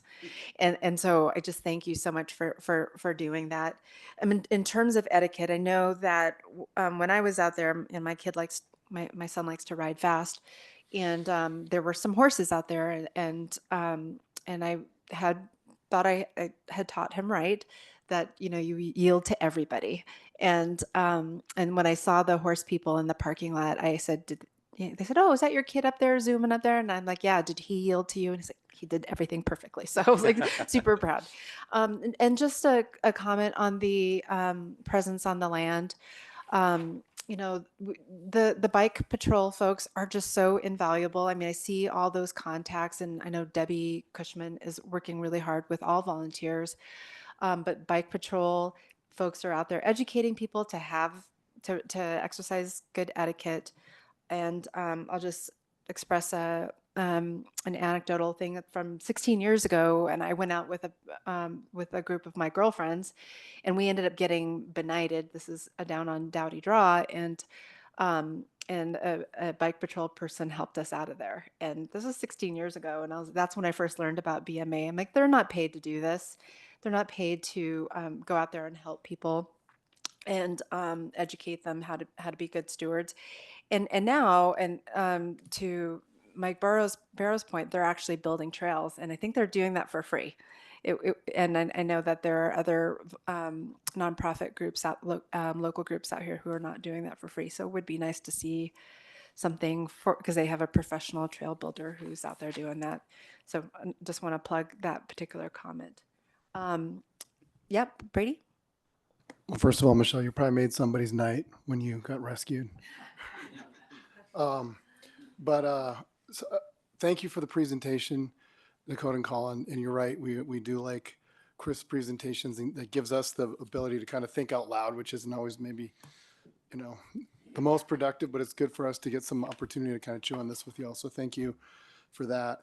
And I have a question about the presence on the land goals. So what have we hired up for this, or was this a sense of reallocating existing staff? Like, tell me about what was the, how many FTEs do we have to add, and what did it look like before and after the presence on the land was a priority? Yeah, so back in 2022, I don't have the exact numbers, but I believe we added, I want to say 5 temporary staff positions to help enhance this goal. 2 of them came to the outreach team, 2 went to the Rangers as a limited commission ranger, and 1 went to volunteer services. We absolutely have seen an increase in staffing allocation back in 2022, and it was also reallocating some of our resources, some of our priorities as well. I can specifically speak to my team in outreach. We used to, I think our trail and trailhead numbers from say like 2019 was like 4,000, 5,000, right? And even on a rough year like this year, it was over 20,000. So we absolutely have also shifted our priorities as well. Okay. And the reason I bring that up is I'm just curious, and I think this is a theme I've seen too, Dan. So if I can kind of make a general comment, we have one of our primary functions, at least on paper, as a body, is to recommend a budget to City Council annually, and I think we have financial meetings, and then we have all the other meetings, and it's nice to see finances pop up every once in a while. And so when I was looking at the numbers, I'm thinking, well, you got almost 50% of your contacts. 203,000 from volunteers. Presumably those are very high value contacts in terms of dollars spent. And then, and again, I'm not saying there's any scrutiny on any individual FTE, but I'm just curious, like, okay, what's the budget implication of all of these contacts? What are we learning about the relative efficiency of various strategies? And in as much as it makes sense for these sorts of presentations in the future to have at least a little financial component to give us some context and a touch point when we go back and have the big financial meeting and we're overwhelmed with numbers and it's hard to contextualize anything. It's just helpful to add that in. And so I'm just going on the presumption that those volunteers are providing huge value, especially if we were to value it as a function of what it costs to pay for a full-time FTE to have all those contacts. And so again, to your point, kudos to the whole volunteer program. Yeah, I can quickly respond to that. I, first of all, completely agree with everything you said. Our volunteers are incredible and provide an amazing service to the entire community.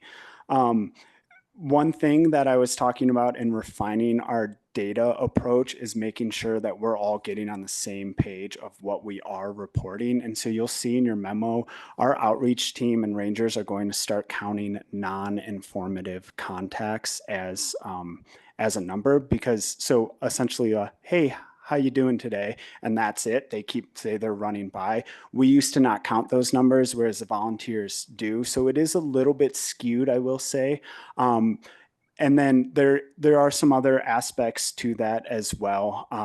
A lot of our volunteers they don't have to have, but we have decided that should have staff in a presence. So for example, at the Chautauqua Trailhead, because so much is drawn to that trailhead, whether it's medical emergencies or safety concerns, things like that, we require a staff member on staff. And that's where I think some of that like dollar added value comes from, is the fact that while our volunteers are incredible and they go through a pretty robust training for a volunteer thing, our for example, outreach staff, and of course our rangers are going through months of training and know how to react to a lot of these different situations. So there are some nuances to it, and I absolutely hear what you're saying. Yeah, just to comment on the financials, I would say overall, though, if you look at the last 3 to 4 years, our biggest lift hasn't been like adding staff and spending money on that type of addition. It's been at the on the more the creative elements of how these various groups can coordinate better, how they can communicate better, looking at various strategies, going to the all the uniforms, because just having a uniform presence, even if you don't even have a contact, is going to influence behavior out there. So really the main thrust of the idea behind this initiative was let's assume we're not throwing money at this thing. Let's think more creatively on how we would address it. And that's why I'm so proud of the team for doing that, because it didn't come with a lot of extra money for them. It came from more of put your brains together, organize, think about all these things, and they're coming up with these ideas. So. Harmon? Yeah. Thanks. That was a great presentation and a nice staff memo as well. I'm glad to see all the volunteer services contacts going up, even if they're just, hey, how you doing kind of contacts, a lot of contacts. But seeing the law enforcement, the non-law enforcement ranger contacts dropping by 65% over 2 years concerns me. And, I heard your explanation and I appreciate that. My question is, have you gotten any feedback from the rangers about how they feel about that number going down so abruptly and so far in such a short period of time? Yeah, I can speak to, they're never, it's not a number that they're proud of. When I meet with the presence on the land team and the ranger team, they're always saying that they wish they could be out there more. That's part of the job that they really enjoy and probably a big reason why they signed up for. But unfortunately, it's, part of the job to be dealing with all of the other things that they are dealing with. And also we do have Burton Stoner online, I believe, if Burton wants to address it. Burton, Ranger Supervisor.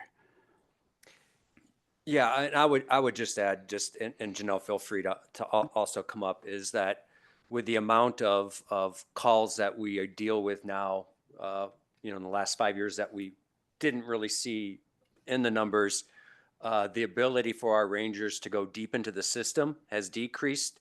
We also have had, on days when there are staffing challenges within the ranger team, there needs to be somebody that can hop in their car quickly to respond to a law enforcement call or an incident.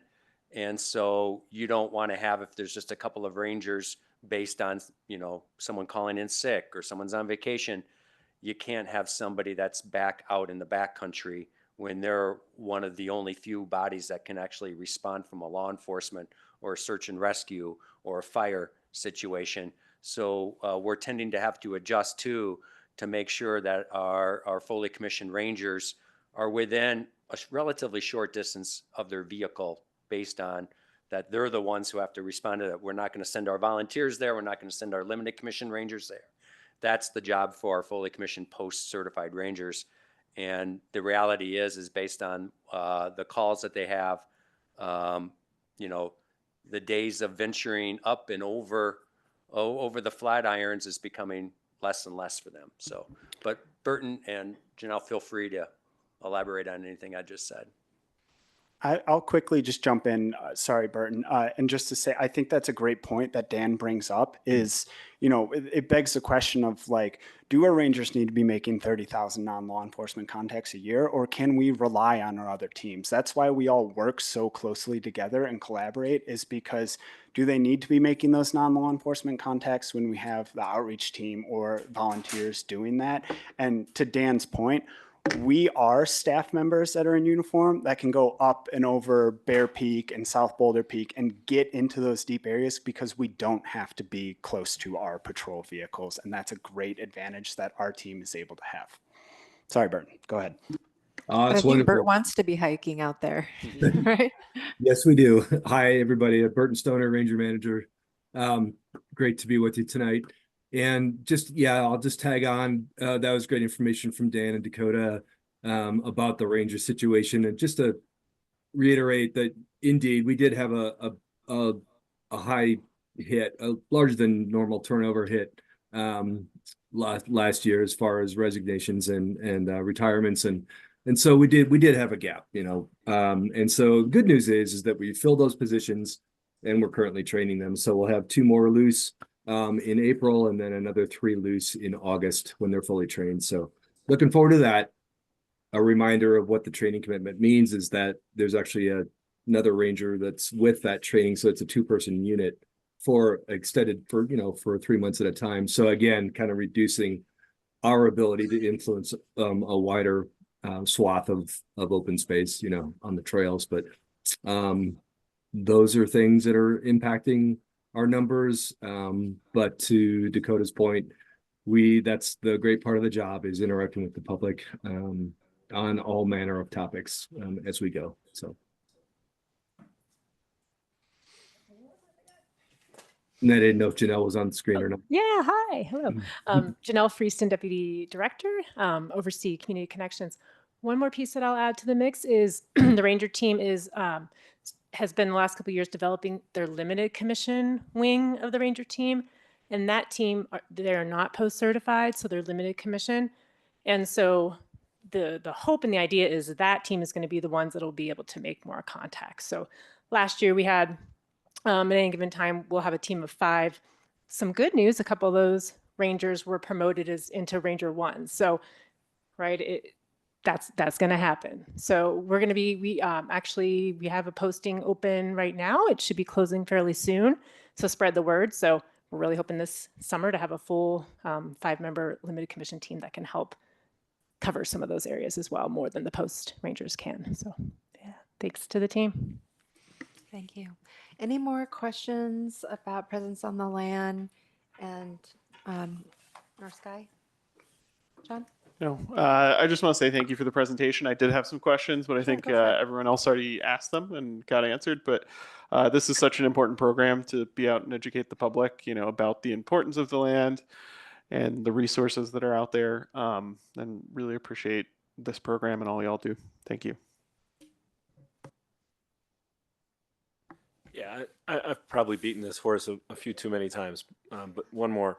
I think if we were listening to Burton and Burton had said, well, rangering is changing, and all of our new hires, are really fine with being law enforcement officers most of the time and rangers part of the time, then I'd shut up about this. But my sense is that the more we can look at ways to let rangers ranger, if that means talking with the police department, talking, at the highest levels of the city, when I see calls that rangers are responding to in Palo Park, which is not a park for people, it's a neighborhood, in the middle of Boulder, in the middle of North Boulder. It makes me wonder, like, why I know it's important to try to save somebody's life, but, college professors don't save people's lives. It's just not part of their job description. And it used to not really be part of Rangers' job description if it was in the middle of town. And so, to the extent that there are opportunities for OSMP to work with Boulder Police Department and to work at the highest levels with the city manager's office to try to relieve some of these law enforcement obligations so rangers can spend more time rangering, I think that would do a lot for job satisfaction, and it sounds like it would be more aligned with what people are still becoming rangers for. So that's my horse I keep beating. Yeah, there's a lot of a long history of cooperation and collaboration between Rangers and PD, and with some real intentional conversations upcoming about the subject of how how support goes both ways. What's the percentage? We're looking at the data. How many times does PD or Sheriff's Office respond onto open space? How many times do we respond to off open space? Why is that? Is that a good thing? Is that a bad thing? All those are ripe conversations that are happening. But thank you. Sarah's going to close us out. I really appreciated a lot of the comments, and I haven't spoken up. The one thing I would add to the conversation is really a question around how many of the rangers are Spanish speaking, and what are we doing in our outreach to ensure that Spanish speaking families and people on the land are also feeling welcomed? I can speak to outreach. Burton, do you want to speak to how many rangers you have that are Spanish speaking? Certainly, we have one very fluent Spanish speaker, some others that are able to communicate in, very minimal ways, but it's certainly in our, preferred qualifications, and we continue to look at ways to reach out in the community for recruiting and those kinds of things to improve that situation for us. Yeah, thanks, Burton. I would echo a similar thing in terms of the recruitment process for that. We have 2 Spanish speakers on our staff, but more specifically, our education team has 2 native Spanish speakers on their staff. And so it can get confusing. Education and outreach is one team, and we're also separate teams at the same time. Our education staff is more of your traditional environmental education that you think of. So if we are doing an event where we know there may be a larger percentage of Spanish speaking attendees, we will try to ensure that one of those education members is joining us. And we are currently working on updating a lot of our brochures that are in Spanish and making sure a lot of our maps and brochures and things like that, our handouts are in more than just English. That's really great to hear. I feel like, especially right now with the climate that we're experiencing, where a lot of people in uniform, especially for children and younger people out, I like for them to see people in uniform who are very friendly and demonstrating that it's all not about policing and enforcement, especially out in the open spaces. I agree with that. I miss the days when I would just see a ranger, just say hello. But and I hope you all get to hike Bear Peak more often, Bert. And Dakota doesn't get all the fun. Okay, let's move on. Thank you so much. Yeah, Thank you, thanks, everyone. Colin. Thanks, Dakota, Burton, for supporting that conversation. Really appreciate it. All right, we've got 2 more subjects tonight. One has already been talked about quite a lot already, but we'll formalize it a little bit. Lisa Gonzalo is going to come up and talk more about the Climbing Access Trails implementation plan, where we ended up with that of this first phase of this effort. You heard a few community members speak to it, and we have a fairly brief presentation tonight, and happy to answer any remaining questions that you may have. I think this is at least our second touch with a presentation to our board on this, and tonight is a little bit about where we ended up with this first phase. So, Lisa. Yeah, thank you, Dan. Nice to see you, board members. Just switch seats over there. But Lisa Gonzalo is my name, Recreation Stewardship Senior Program Manager as my title. And I'm here tonight to present on the Climbing Access Trail implementation plan. Brief agenda for you. We will cover the guidance, goals, Climbing Access Trail Management Plan overview, which will include trail management objectives, signs, mapping, monitoring, and designation. Our guidance primarily comes from the Visitor Master Plan, and I'll read this slide verbatim. Collaborate with the climbing community to develop a system of climbing access trails that provides sustainable access to desired destinations. This action involves the evaluation of existing undesignated trails with defined criteria, decisions on which trails to designate, close, or improve, and the restoration of natural resources damaged by historically unsustainable access. So just for clarification, we'll be talking a lot about designated versus undesignated trails. The definition of a designated trail are those that have a wayfinding sign with a trail name and are maintained.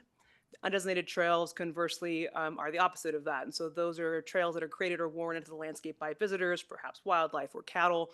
They therefore attract more interest of hikers and visitors and get worn into the ground. And they do not show up on public trail maps, and they are not maintained.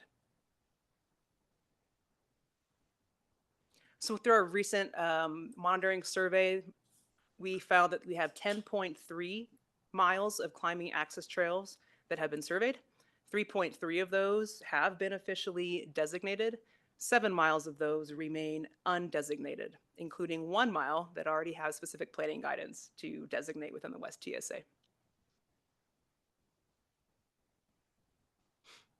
So just for an example, here's the approach to Overhang Rock, one of our formations. On the left-hand side, you see the beginning of that approach starts on a very well-known Bear Canyon trail. Very wide, nicely maintained, free of obstructions. And as you go further and further interior into the system, on the right-hand side is where you begin to see the undesignated climbing access trail. So just an example of what that looks like. And so the goal of the project isn't to bring the climbing access trail up to the standard of an example of a Bear Canyon trail. The goal is to understand from the climbing community what the desired condition should look like, what sort of experience is the climber looking for on this trail to get to that climbing formation, as well as how we fold the climbing access trail management piece into our existing trail management standards.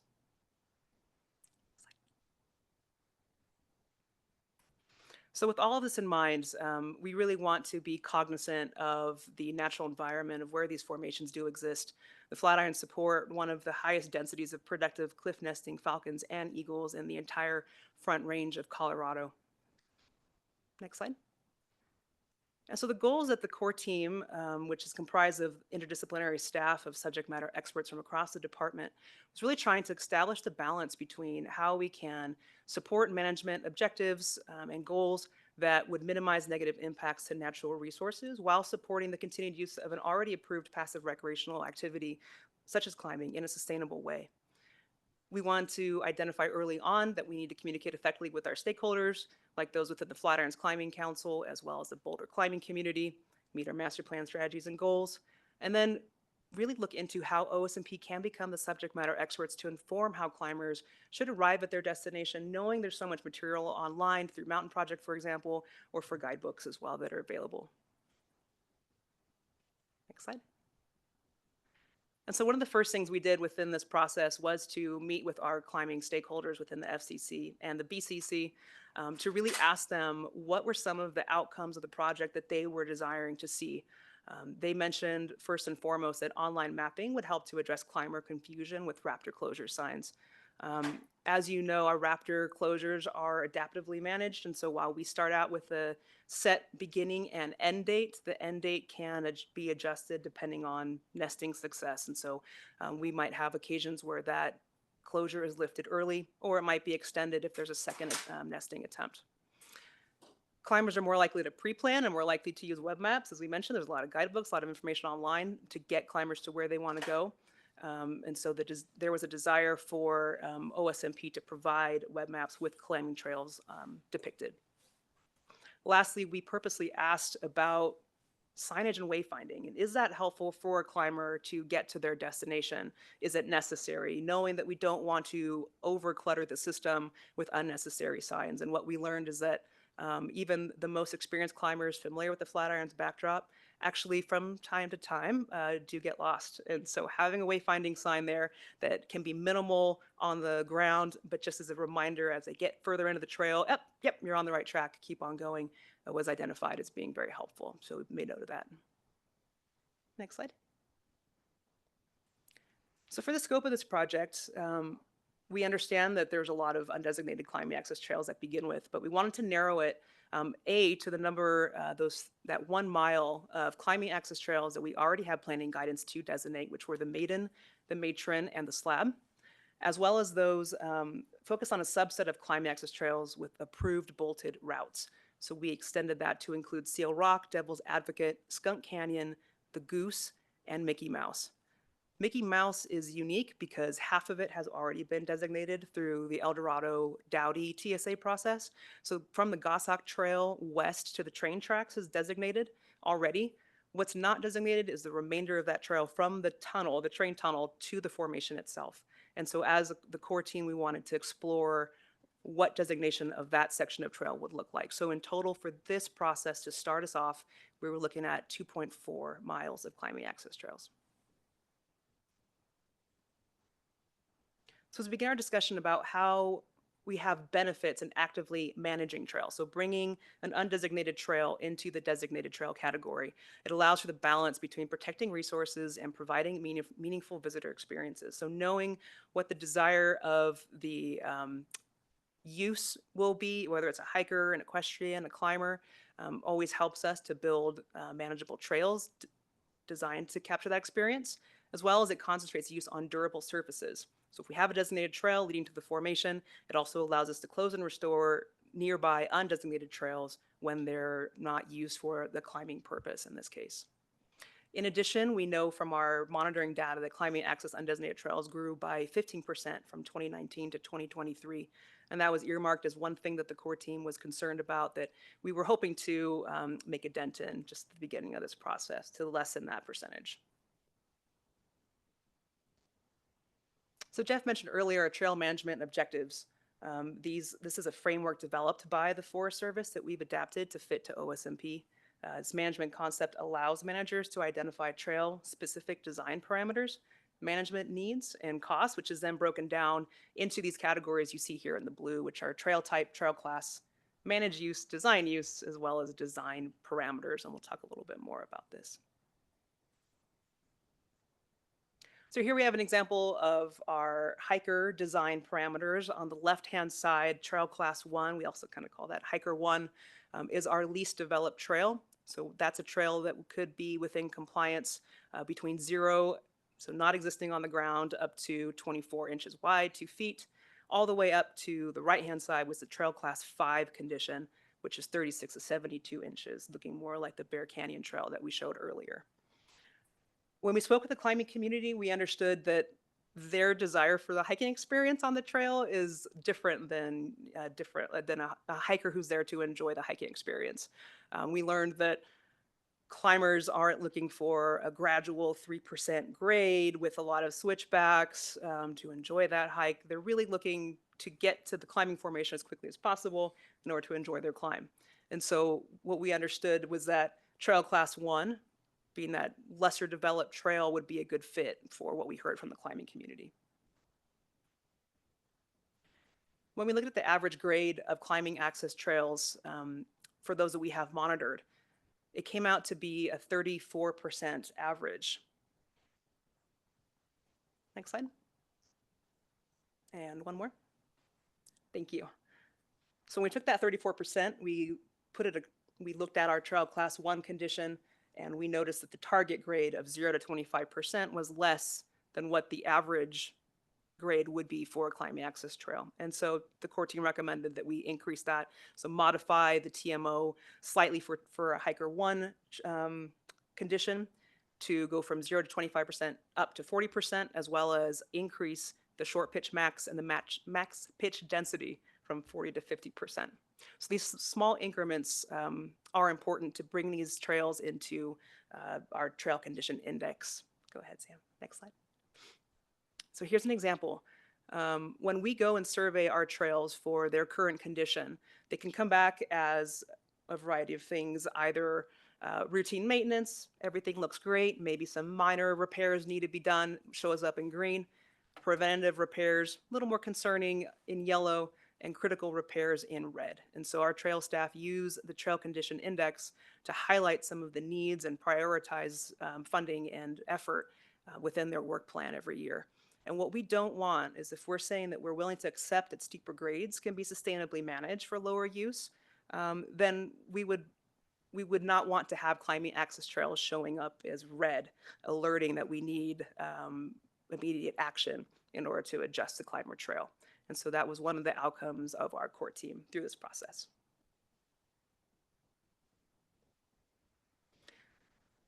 When we look at our signs, we don't currently have a climbing management plan, and a signs plan was something that was identified early on as needing some assistance.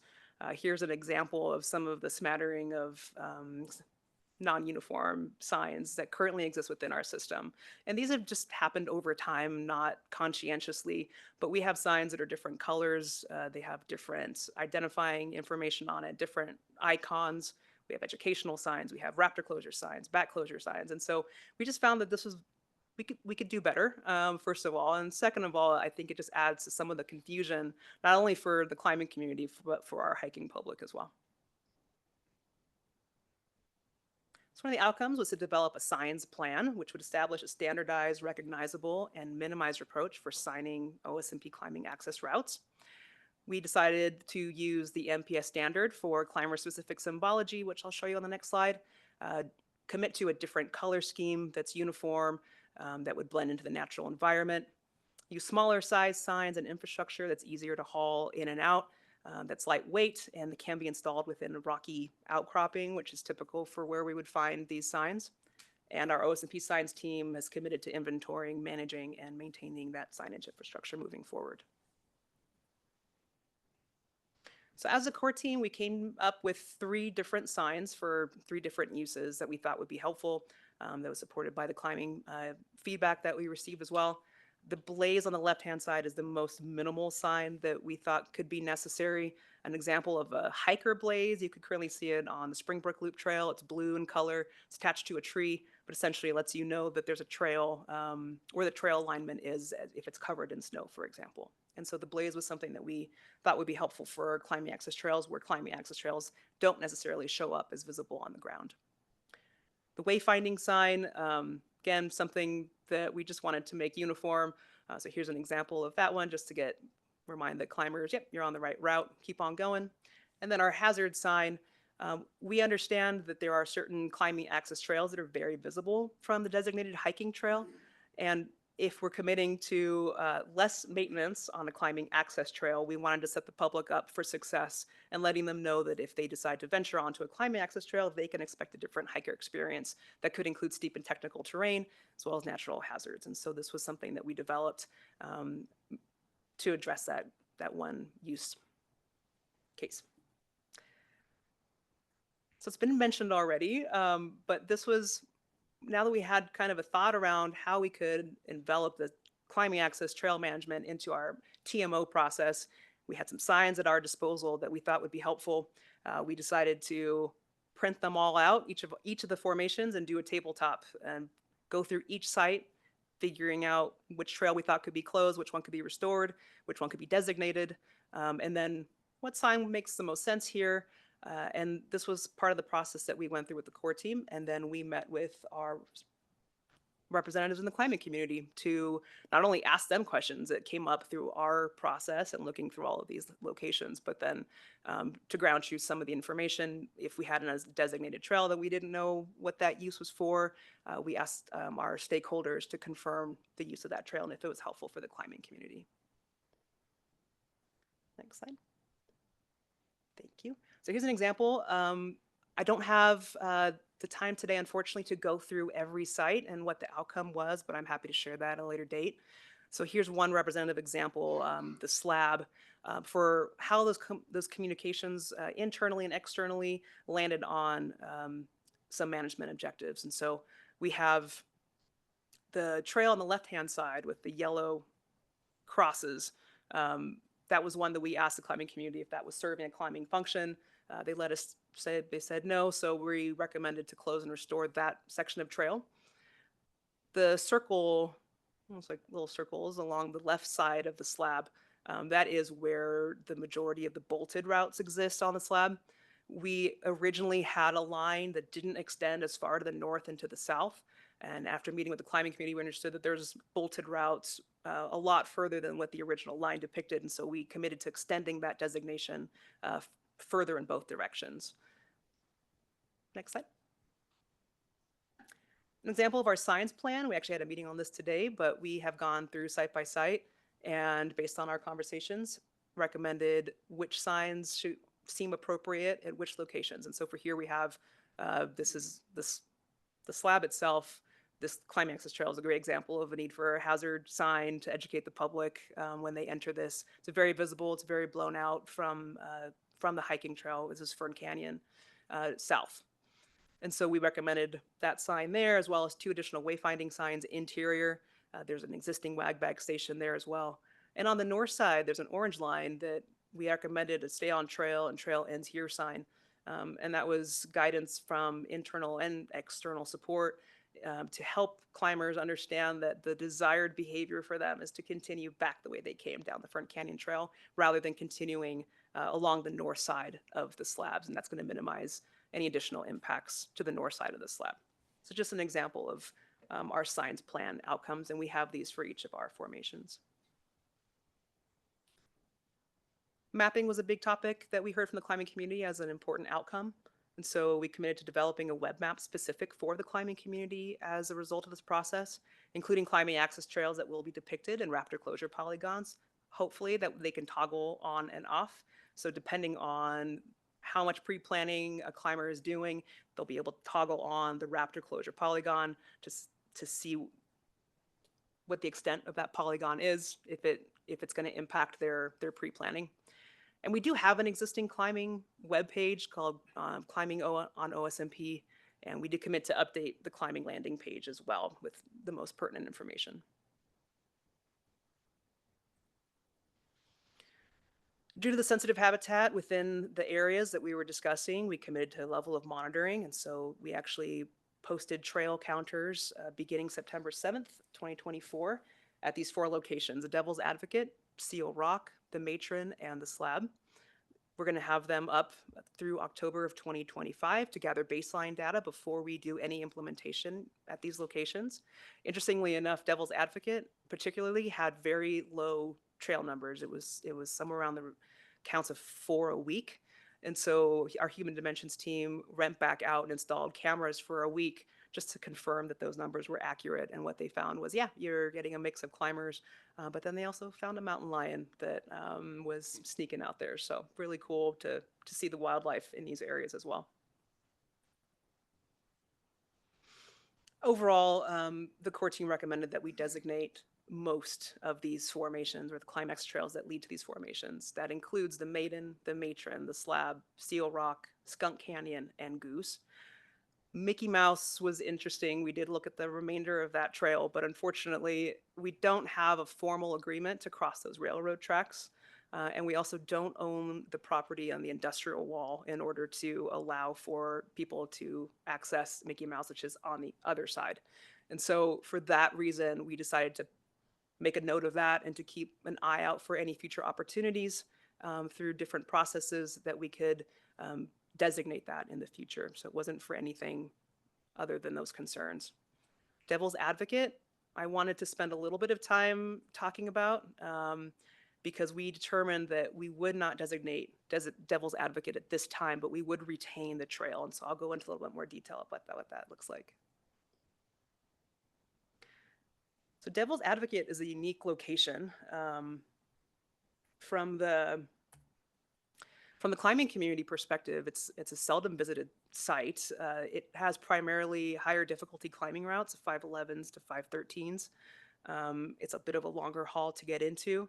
And from an ecological side, it's surrounded by 3 different raptor closures. It's not itself within a raptor closure, but it does have concerns for the nesting success of the neighboring raptor closures as well.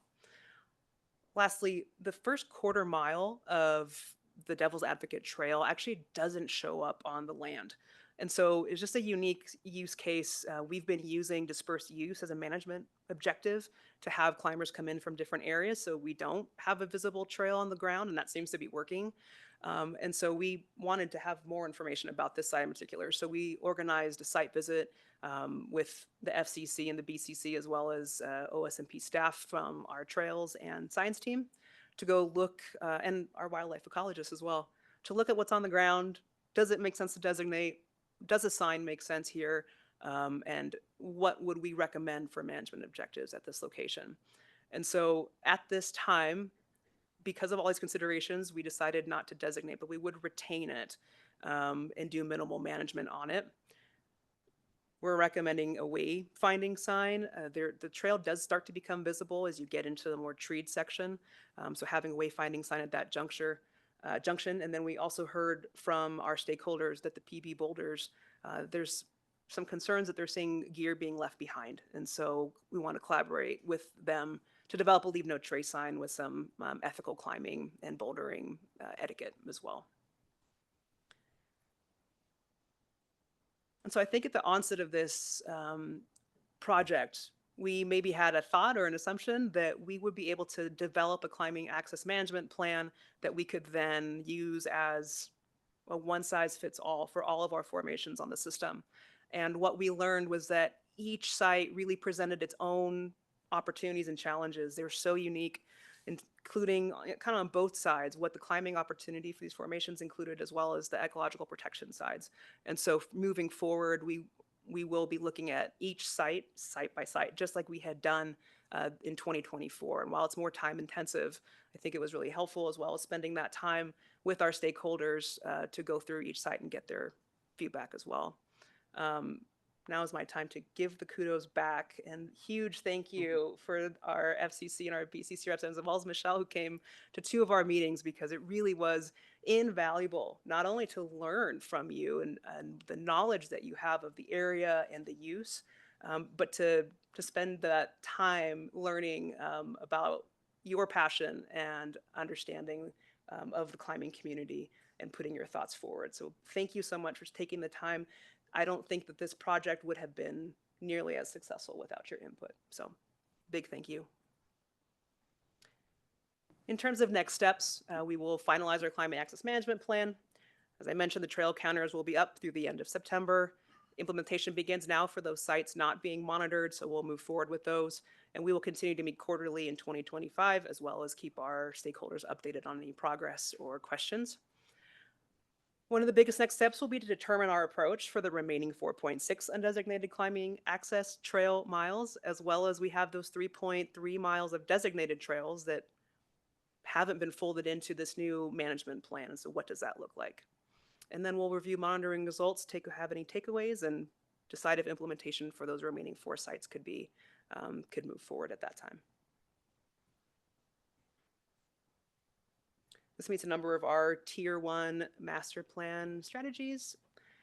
And with that, thank you, and happy to answer any questions that you might have for me. Thank you, Lisa. Yeah, I'll open it to my fellow trustees to comment, questions. I feel like I've been talking too much tonight, but I just want to say it also takes you, Lisa, and having OSMP being willing to work with the volunteer groups. Again, most of y'all know that I was a longtime professional climbing advocate. I've seen this go so poorly in so many ways. So I just want to say that, thanks to Peter and Tom and both organizations, you guys are staying here late. It's just, this is exemplary. This is how it's supposed to work. And, you put together a plan. They came in and said, yep, we like it. I mean, it's amazing. So congratulations and well done. And I just so appreciate the culture that you all have been able to create here. It's really important and really special. I'm going to keep it to one topic so we don't stay too late. There is this, and this is somewhat related, and the reason I think it's timely right now is because you're looking at the signage. And so I just want you to know I'm going to talk for a minute, and then I'm going to bring it back to signage, okay? So there's this phenomenon called scrambling. Have you heard of this? What the heck is scrambling? Scrambling is something between hiking and climbing. And when someone dies or gets hurt scrambling, usually in the press it shows up as a hiker. And those of us who are on the inside know better. How do you die hiking along the base of the second Flatiron? That'd be something really phenomenal would have to happen. And so there have been a number of fatalities. And in fact,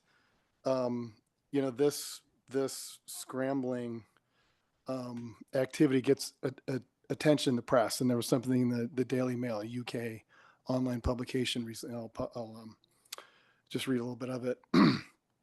So someone from Boulder Emergency Services said there's 2 different groups of people who scramble. And again, that's this thing where you're climbing 5th class rock, the lower angle parts of the Flatirons, without ropes. That's what the climbers call scrambling. That's also what climbers would typically have called, you need to have a rope or you're free soloing. And it's in this, I don't want to go down the rabbit hole too far, but it's in this nuanced place. And it's a phenomenon that's not unique, but very distinctive of Boulder. So there's 2 different groups of people who do this activity, scrambling. There's experienced climbers, and there's a lot of world-class athletes in our community, and some of them will take what look like regular shoes and they'll have them resoled with sticky rubber. So to the untrained eye, it just looks like some random person just walking up into the sky. And in fact, it's somebody who's been climbing for 15 years and has perfectly calibrated footwear and knows exactly where all the holds are. So there's that class of people. And then there's another class of people who are hiking and look up the rock and say, wow, that'd be really cool to climb. They've never climbed a rock before. They go up and they get stuck or they have some type of accident. And so I think the experienced climbers and scramblers, I'm not an advocate of protecting the public against themselves. I think, you know, if people want to take risks and hurt themselves and you know, force emergency services to respond, that's part of a free society. However, I think there are that second class of people, especially at the bottom of the second Flatiron, who look up and see people walking up. And I've gone up a number of times. I'm one of those yahoos that has the special shoes that goes up there. And I see people in street shoes and I hear that sound of scraping non-sticky rubber and it just makes my skin crawl because I know that's a very serious incident or fatality just waiting to happen. So what's the point? The point is the sign at the base of the second is in poor state of repair currently. And I've got a picture of it, I can share it with you. But I think more importantly, I would heavily advocate that we be very explicit on who our target audience is with the sign at the bottom of the second and the bottom of the first. And I think our target audience is that second class of person who looks up, sees the elite world-class runner or climber and thinks that they would like to do that too. And I think it's really important, and I'm happy to work with anybody on the language, and I'm sure you guys have your own opinions on this, but it's like, these are technical climbs. You need to be using rope. If you're not, you're free soloing. People have died. There's somebody in the climbing community who's currently working on pulling statistics together on all the fatalities that have happened in the Flatirons.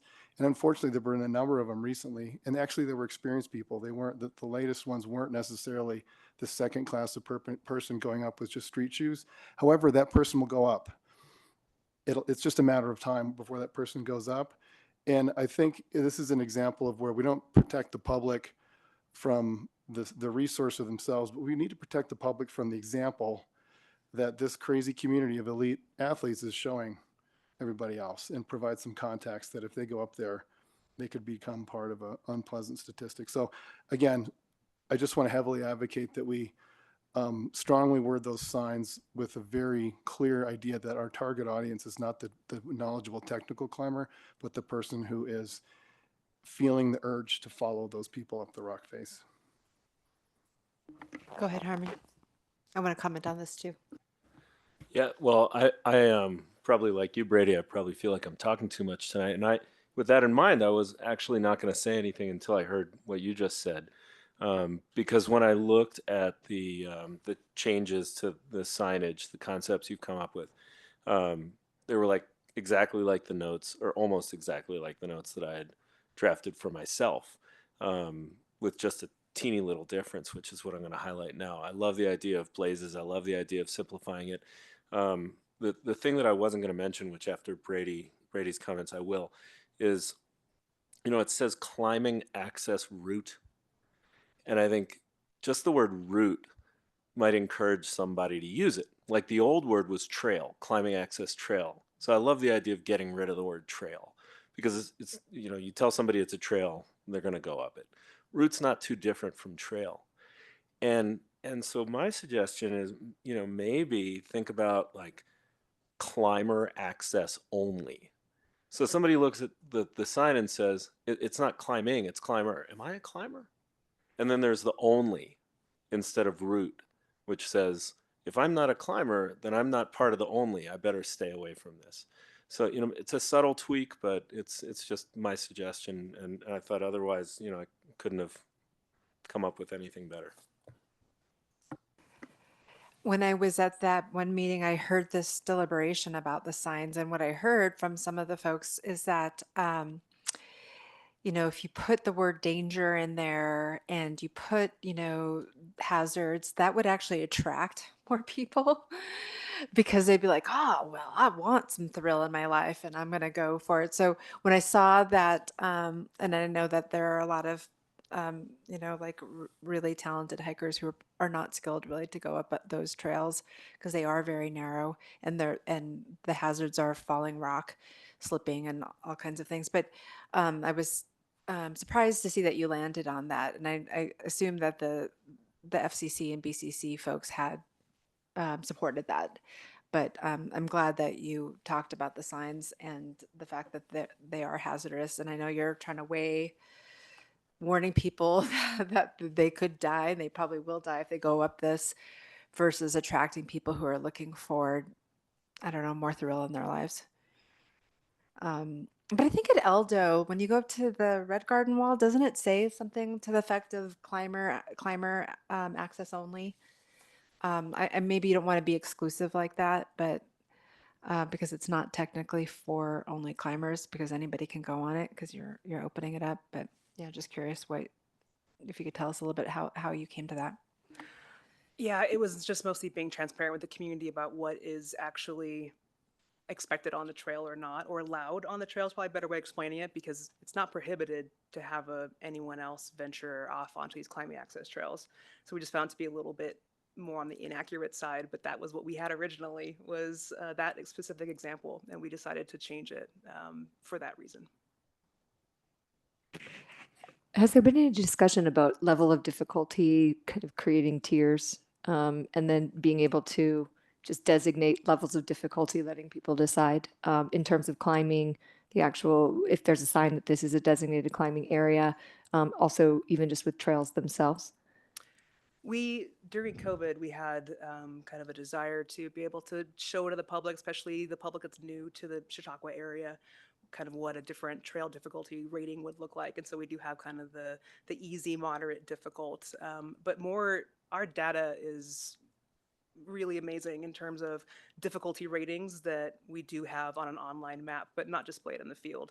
But that includes things like all of the TMO infrastructure, the TMO management objectives as well. So depending on how we want to use that data and explain to the visitors what that could be, it's funny you mentioned scramblers on the second Flatiron, because I was thinking, I've been on a number of stuck climber calls, no ropes, no gear, no anything. And part of the message I think that's missing is that encouraging people to call 911 if you're stuck and not try and scramble your way down. Because I've been on a number of calls where they were maybe 20 feet up the second Flatiron, and you get to a ledge that looks like it's a great spot that you can be able to traverse higher, and then you just get stuck. And so encouraging people to call for emergency assistance, even though it seems maybe silly or embarrassing, that's one of those messages that I think is a key one for that location. Back to the rating, when we go up on the ski slopes, we're accustomed to seeing a diamond rating. It's something that's pretty common when you're out in the mountains, and I think it could be really interesting. I understand that it would take more effort, but if you do have the data, and there's this question of how to be inclusive while also providing some warning and some safety with choice, I think like a diamond, kind of similar to what we use on the ski slopes, could be interesting. Thank you. Yeah, the Chautauqua signs do have the green and they have the blue, don't they? But we don't ever use black, do we? On our trails? I want to say we have green, blue, and black. I think we do. Yeah, we have it easy and moderate and difficult, but looks like Francis will come up and speak to that.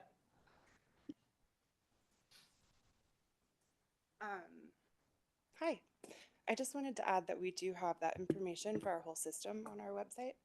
So it is using the ski slope symbols, but we also have what's called trail access information. So that looks like a nutrition label you'd see on food, but it's for a trail, and that follows all of our like federal standards for providing access information. So anyone can determine the best locations that fit their own needs.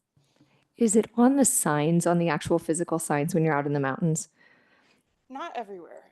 Okay. We are actually In some piloting places. that a lot, planning to start at Boulder Valley Ranch this year. So that's our intention, to get more physical signage. We have a pretty dynamic trail system, so updating the online maps is a lot easier at this point. But in certain areas, we can Sure. get on physical signage. I've lived here for so long, and I'm one of those very friendly people. You could probably imagine that out on the trails. And it's almost every time I'm out there, I see somebody scratching their head at those signs and looking up, and I'm watching them. I'm looking at their level of, kind of what they're up for, the type of footwear that they have, the just sort of fitness level that they have, et cetera. And I think it's a real thing when you're physically there, because the people who are going to be using that map system are going to be the more experienced people, frankly, and or probably more local, and they're looking to go deeper into the system. So especially where we have these climbing routes going off of some of the main trails where we're going to get a lot of those visitors, a lot of those less experienced people, I think that could be a really important starting place to make sure that we are designating level of difficulty. Anyway. I would add that all of the trails we're talking about tonight are solidly in our black category with very little differentiation. Or double black, right? Yeah. John? Yeah, but I'll speak as someone who's not a world-class athlete like Brady Robinson, and has no business being up there on the flat irons. I thought Harmon's suggestion was great, right? This is a climbing access only, right? Like, and I have no business being up there, right? So like that's not for me. That's the message I'm getting. And if y'all want any feedback on, Brady's suggested signs from someone who definitely should not be up there, I'm happy to take a look at it and tell you if it discourages me from going up there. Can you put little blotches of blood on it? Go ahead, Harmon. I love the idea of you being the test mule for the signs. So I just have two questions. And one is, I saw the definition of designate includes maintenance. And so is the sense that because these trails, these climbing access routes are so far into that, hiker one category that, they're allowed to have really steep, they're allowed to have protrusions, they're allowed to be down to 0 inches wide. So there won't actually be an additional maintenance burden on OSMP based on, besides keeping the signs up essentially. There will be routine maintenance. And so Okay. anytime tree falls across the trail, or if there's a need for further work on a trail to make sure it's very clear that this is a designated trail, that also brings us the ability from staff level to go ahead and do that maintenance. We do a level of maintenance on all of our climbing access trails, whether they're undesignated or designated, but folding it into the designated trail standard is just one more piece that we can say we want to be able to manage the trail in a sustainable way. Okay, that's cool. And then the other question is, I heard you say that for the 3.3 miles of already designated climbing access routes, you don't know how at this point you're going to fold them into this program for the 2.4 miles we're proposing to designate now. Why wouldn't you just use the same signage and methodology for maintenance on the 3.3 as you already have developed for the 2.4? That's the goal. Okay. Yeah, to fold this management plan over the 3.3. But it's something to note that I think there might be an assumption that because they're already designated, they already fall into a management plan. But that will just be an extra work for the core team to be able to fold this into it. And site by site, do we need to go into that level of detail? For the third Flatiron, for example, that's already designated to determine which wayfinding sign is yet to be determined. But that is how we'll start and then move forward from there. But yeah, that would be the goal. Thanks, Lisa. Sure. I'll just say that as somebody who is always lost, I have terrible sense of direction. I'm happy that you're doing some wayfinding signs out there. Although some of those formations I have no business being at because the climbs are too hard. Does the act of designating, I just want to clarify, I think it's probably a stupid question. The act of designating these trails mean that they'll show up on the regular OSMP map now? So that was a conversation that we had. And because we're starting off with this idea of mapping, developing a map, what we committed to is depicting the climbing access trails themselves on the climbing specific map. So it wouldn't be showing up on the regular hiking map. Part of that is to also not encourage non-climber use within these sensitive areas. And we want to make sure that we're kind of cautiously moving forward, that we're not causing any negative impacts to that environment. Okay, interesting. Okay. And then I just want to Thank you. And then also ask you what's next. Are you I know that there were some question marks in there of what is next. I know there's some other trails that are mainly like for boulders. Is that like a second phase? I know you're going into implementation of this, so I don't want to get too ahead of myself, but I know that there are a lot of boulders out there who might want to see this same project for those trails. Yeah, such a great question. I think in terms of our next steps, we are going to keep our quarterly core team meetings, and so our next one will be in March. So this is kind of the culmination of our efforts in 2024, and then we'll look ahead to see what is the next best step, knowing that we already have identified many miles of climbing access trails that need to be incorporated into this management plan, and then perhaps there could be, expanded to other activities such as bouldering, because that is a whole nother consideration. Okay, I'm not a boulder, but I know I wanted to give them a little bit of a plug. Okay, any other questions on this particular topic? All right, thank you so much for doing this work, and also thanks to the community for pitching in too. Great. Thank you, Lisa, team, volunteers. Appreciate that. We have one more item for tonight, and that is our continuing our conversation on multimodal access to key access points and trailheads on the OSMP system. As you know, we had a few conversations in the fall about this, culminating in the retreat. We also pointed out to you that this overlaps quite perfectly in some sense with one of our strategies and priority actions in our citywide strategic plan. And I also just want to point out that everything we're going to be talking about tonight in terms of that multimodal access to OSMP is something that we have been doing and are continuing to do. So we also don't want this to come off as a new project. We're kind of viewing it as an enhanced spotlight on an existing program and something that we can do more and better of. So we kind of are viewing this as two tracks. As one is we've been doing a number of things. We're going to continue to do a number of things. There's budget and money in the budget. There's staff time focusing on this effort while we carve out a more enhanced process and spotlight on the idea of enhancing and increasing multimodal access. And so that's sort of where we want to hone in on tonight of what that spotlight looks like while we continue to do the good work that we've been doing. And to help us sort of work through that is Jeff Haley, and he'll kick off a presentation for you tonight. All right, thanks, Dan. Yeah, and just a caveat to start, I am not a transportation planner. The nature of the presentation might seem like a transportation project, and I'm certainly not that. So I did want to thank John, especially Michelle's stepped out for a moment, but John and Michelle have been our subcommittee that's been helping with this project ever since the retreat last fall. And we've actually had a couple meetings with them. And so thank you both for all the work and kind of just thought partnership you've had with us on this. And with that too, we've also had a variety of staff. In other words, what have we been doing since the retreat and that sort of thing? We've had a lot of staff, specifically our human dimensions team, Colin and others, as well as our planning team, Casey French, that have kind of been brainstorming and working through this. And so in a lot of respects, I've been more of just kind of facilitator, kind of leading the team and trying to collect our thoughts. And as Dan mentioned, start to put a process and a project together. So let me go ahead and go to the next slide. Yeah. And so just a reminder, and in the spirit of your comments earlier, Brady, I'm going to be brief in the presentation because I really want to hear you all's thoughts. And the memo spelled out a lot of the information. I'm just going to touch on a few aspects and then have some questions. But again, why is this important now? Why now?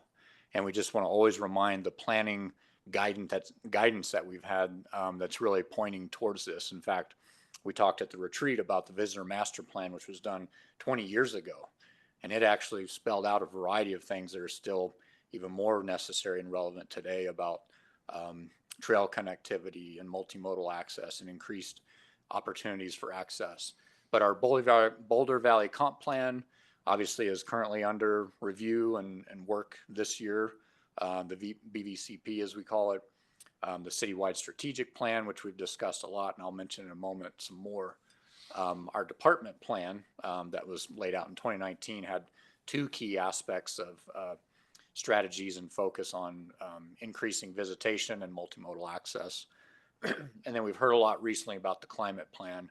We had a great presentation recently about that. So all those overlapping Venn diagram really points towards the goal of this project. And so really the combination of those, and if you go to the next slide, Sam, is the citywide strategic plan. So as I mentioned in the memo, and we talked about at the retreat, that is our guiding document specifically for staff. And there's many benefits that that plan and that effort really provides all of us. Just how our departments can work together. When you think about multimodal access, it's transportation, it's open space and mountain parks, it's community vitality, it's a variety of departments working together. And it really draws out the resources that are needed, allows the directors and the other leadership teams to kind of assign those resources to complete that work. And as Dan mentioned, we've been working on this for quite some time, but I think now is really the goal to kind of kickstart specific actions to support that. Next slide, if you can. So we've talked a lot, you've heard a lot about 7C. Just specifically in the strategic plan, we also have strategy 6C, which talks about the 15-minute neighborhood. So I just want to highlight it's not only the multimodal access, the trail connections, but really thinking about our residents and our community. Michelle, kind of as you described the North Sky Trail, how do folks get basically from their homes or commercial centers or retail areas to the open space? And so that's one goal that we're looking at from the plan. And it kind of sets a nice target for us to consider, like how can we track that? How could we set a future goal to achieve that in various areas? So the next slide, Sam. And then of course 7C is the one we've really been highlighting about. Our task as open space to really think about those key trail connections and access improvements to our areas. So that's the overarching goal that we're really trying to accomplish. And what does that mean for our community? Yep. So what we think about this specifically as staff, and this is kind of what we've noodled on and worked through a little bit since the retreat and over the past few months. The key goals that we have are not only the strategic plan and those other elements, but it's visitor emissions. And we talked about that in our climate context, reducing the visitor emissions, reducing the single occupant vehicle trips, the vehicle trips in general. I remember you all talked a lot about equity and access when we talked about our POVs data, our visitation. We talked about demographics and who's visiting and how they're getting there and what are the barriers. So it's also thinking, this is a great opportunity to think about equitable access. And can we, as we talk about fees and parking fees and what it takes to get to open space, that's one option. Certainly reducing the single occupant vehicle, that increases congestion within the parking areas, the roadways. And then one of the things with 7C that we've really focused on is the safety aspect. So not only increased access, increased modes, but safer options.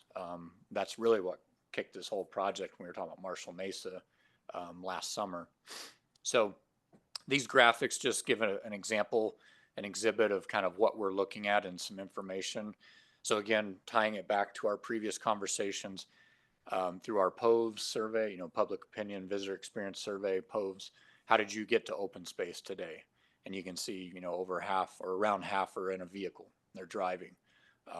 The rest, equally between walking, biking, and running and others, it's a little less than half. So that's a metric we're starting to look at, like how could we shift those modes? And one of the ways to do that is really to dive into the data. We know so much, as you all remember from those presentations, those memos. Why are people coming to open space? What's their motivation? What's their primary activity? Where are they coming from? How far are they traveling? What modes do they choose? And that's really the kind of the first step in what we're looking at, is really mining that data, analyzing, synthesizing, trying to come up with understanding those, visitor, what trip generators and why they choose the mode that they do choose. You can go ahead. Yep. So the current state, we just wanted to share this, and this kind of echoes what Dan opened with. You know, we're not in too bad of shape. You know, a lot of agencies are like, wow, that's great. You know, good job. But in 2019, when we did our department plan, we recognized we're actually probably a national leader in trail connectivity. In other words, this, talking about mapping just a minute ago, this is a map on the left of just the kind of mountain backdrop, southwest part of our system, all the access points, all the trailheads, Chautauqua, Gregory, Shanahan, Lehigh, El Dorado, South Mesa, you know, El Dorado Springs Drive, that area. So it's fairly close. You know, people could walk, they could run, they could bike, but why are they not in certain places, and why is it crowded? Similarly, on the right, that's just a general graphic showing of all regional trail connections. Some of these trails are either in planning. You might recognize, you know, Burt and Boulder to Lyons and 119 different aspects. So we have some good regional connectivity that we're working on and thinking about. But again, currently 49% of our visitors to access points within OSMP are using active transportation, walking, biking, running. So that's good overall. And how do we move forward from that? So that's current state. The reality is we need to take more of a systems-based approach. So again, this project, it's a little interesting. I mean, it is transportation planning to some degree. It's not a, you know, a process. Oh, what do we want? Let's do that. Let's, you know, finish the plan and go to work. This really is more holistically looking throughout the system, but also looking more pinpointed too, like specific trailheads, specific access points. So again, just a summary of work in progress. I won't dwell on this. It's in the memo.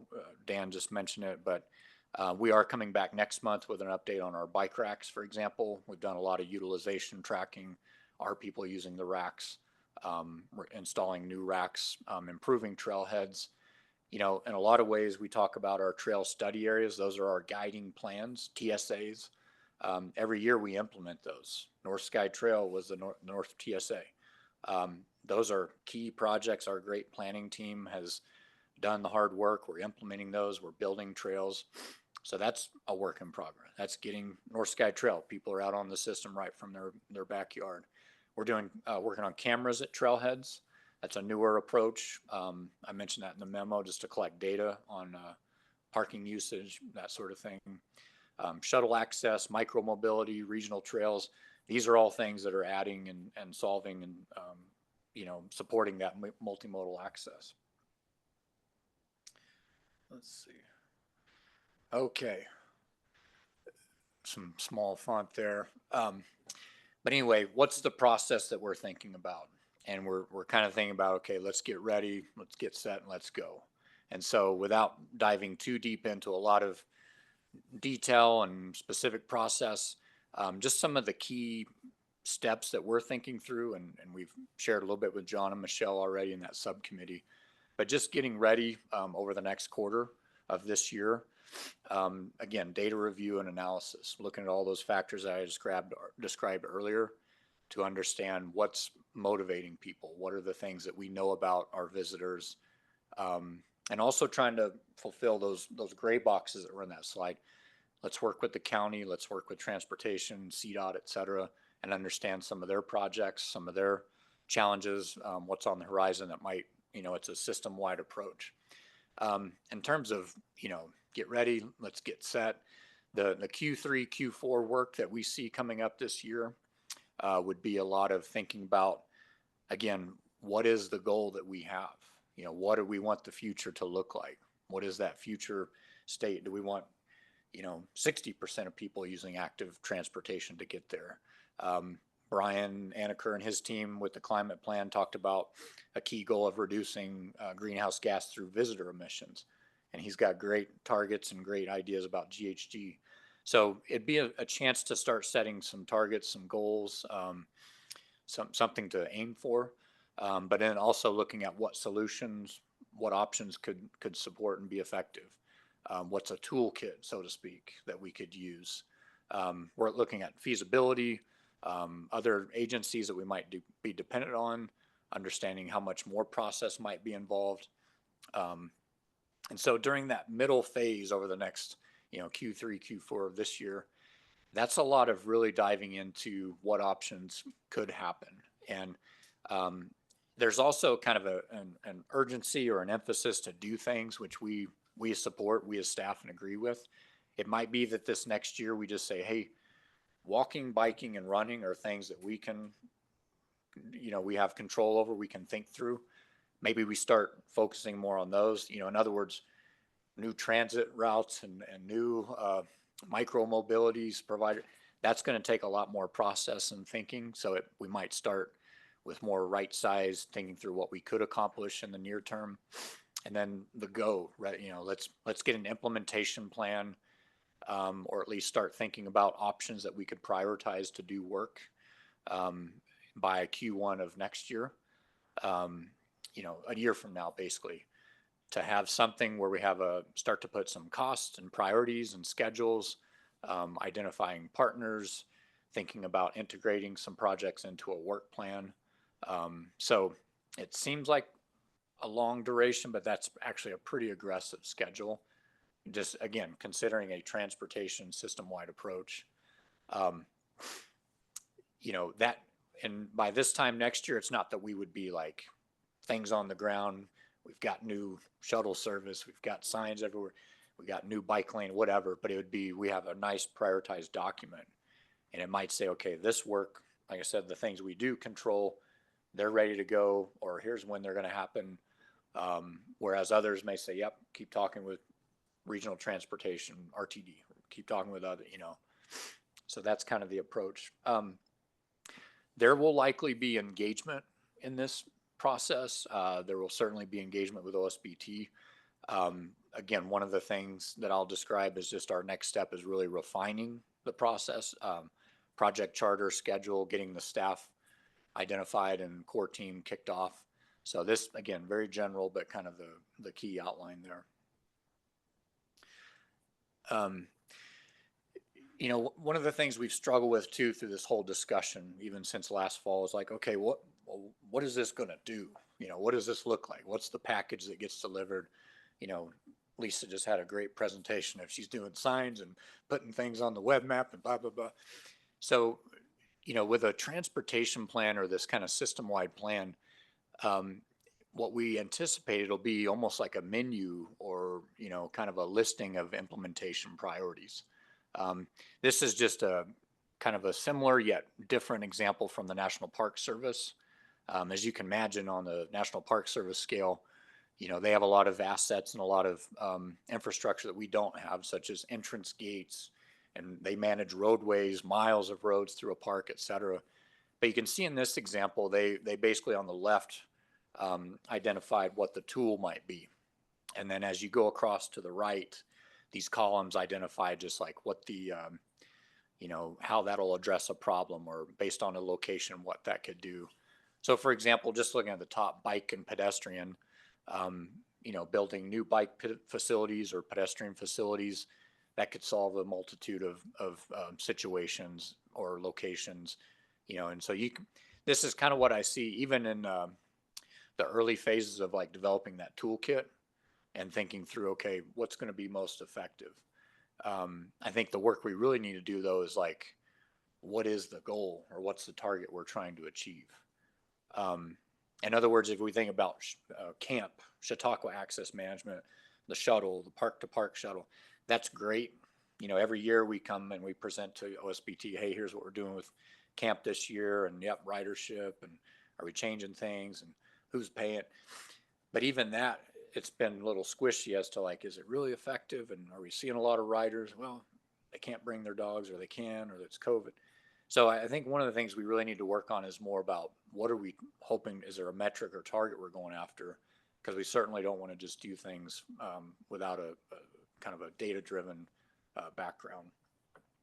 So this exhibit shows a lot of things, like I said, it's a little different, but it at least gives you a sense of kind of what we're aiming for, and at least what an initial draft could present. And then obviously cost, schedule, primary lead agency, they have a column about, coordinating with other transportation, et cetera. So that's a good example. So the last slide, just moving forward, we kind of teed up a few questions in the memo that, and again, just to inspire some conversation from the board, or at least see if we're still tracking or heading in the right track.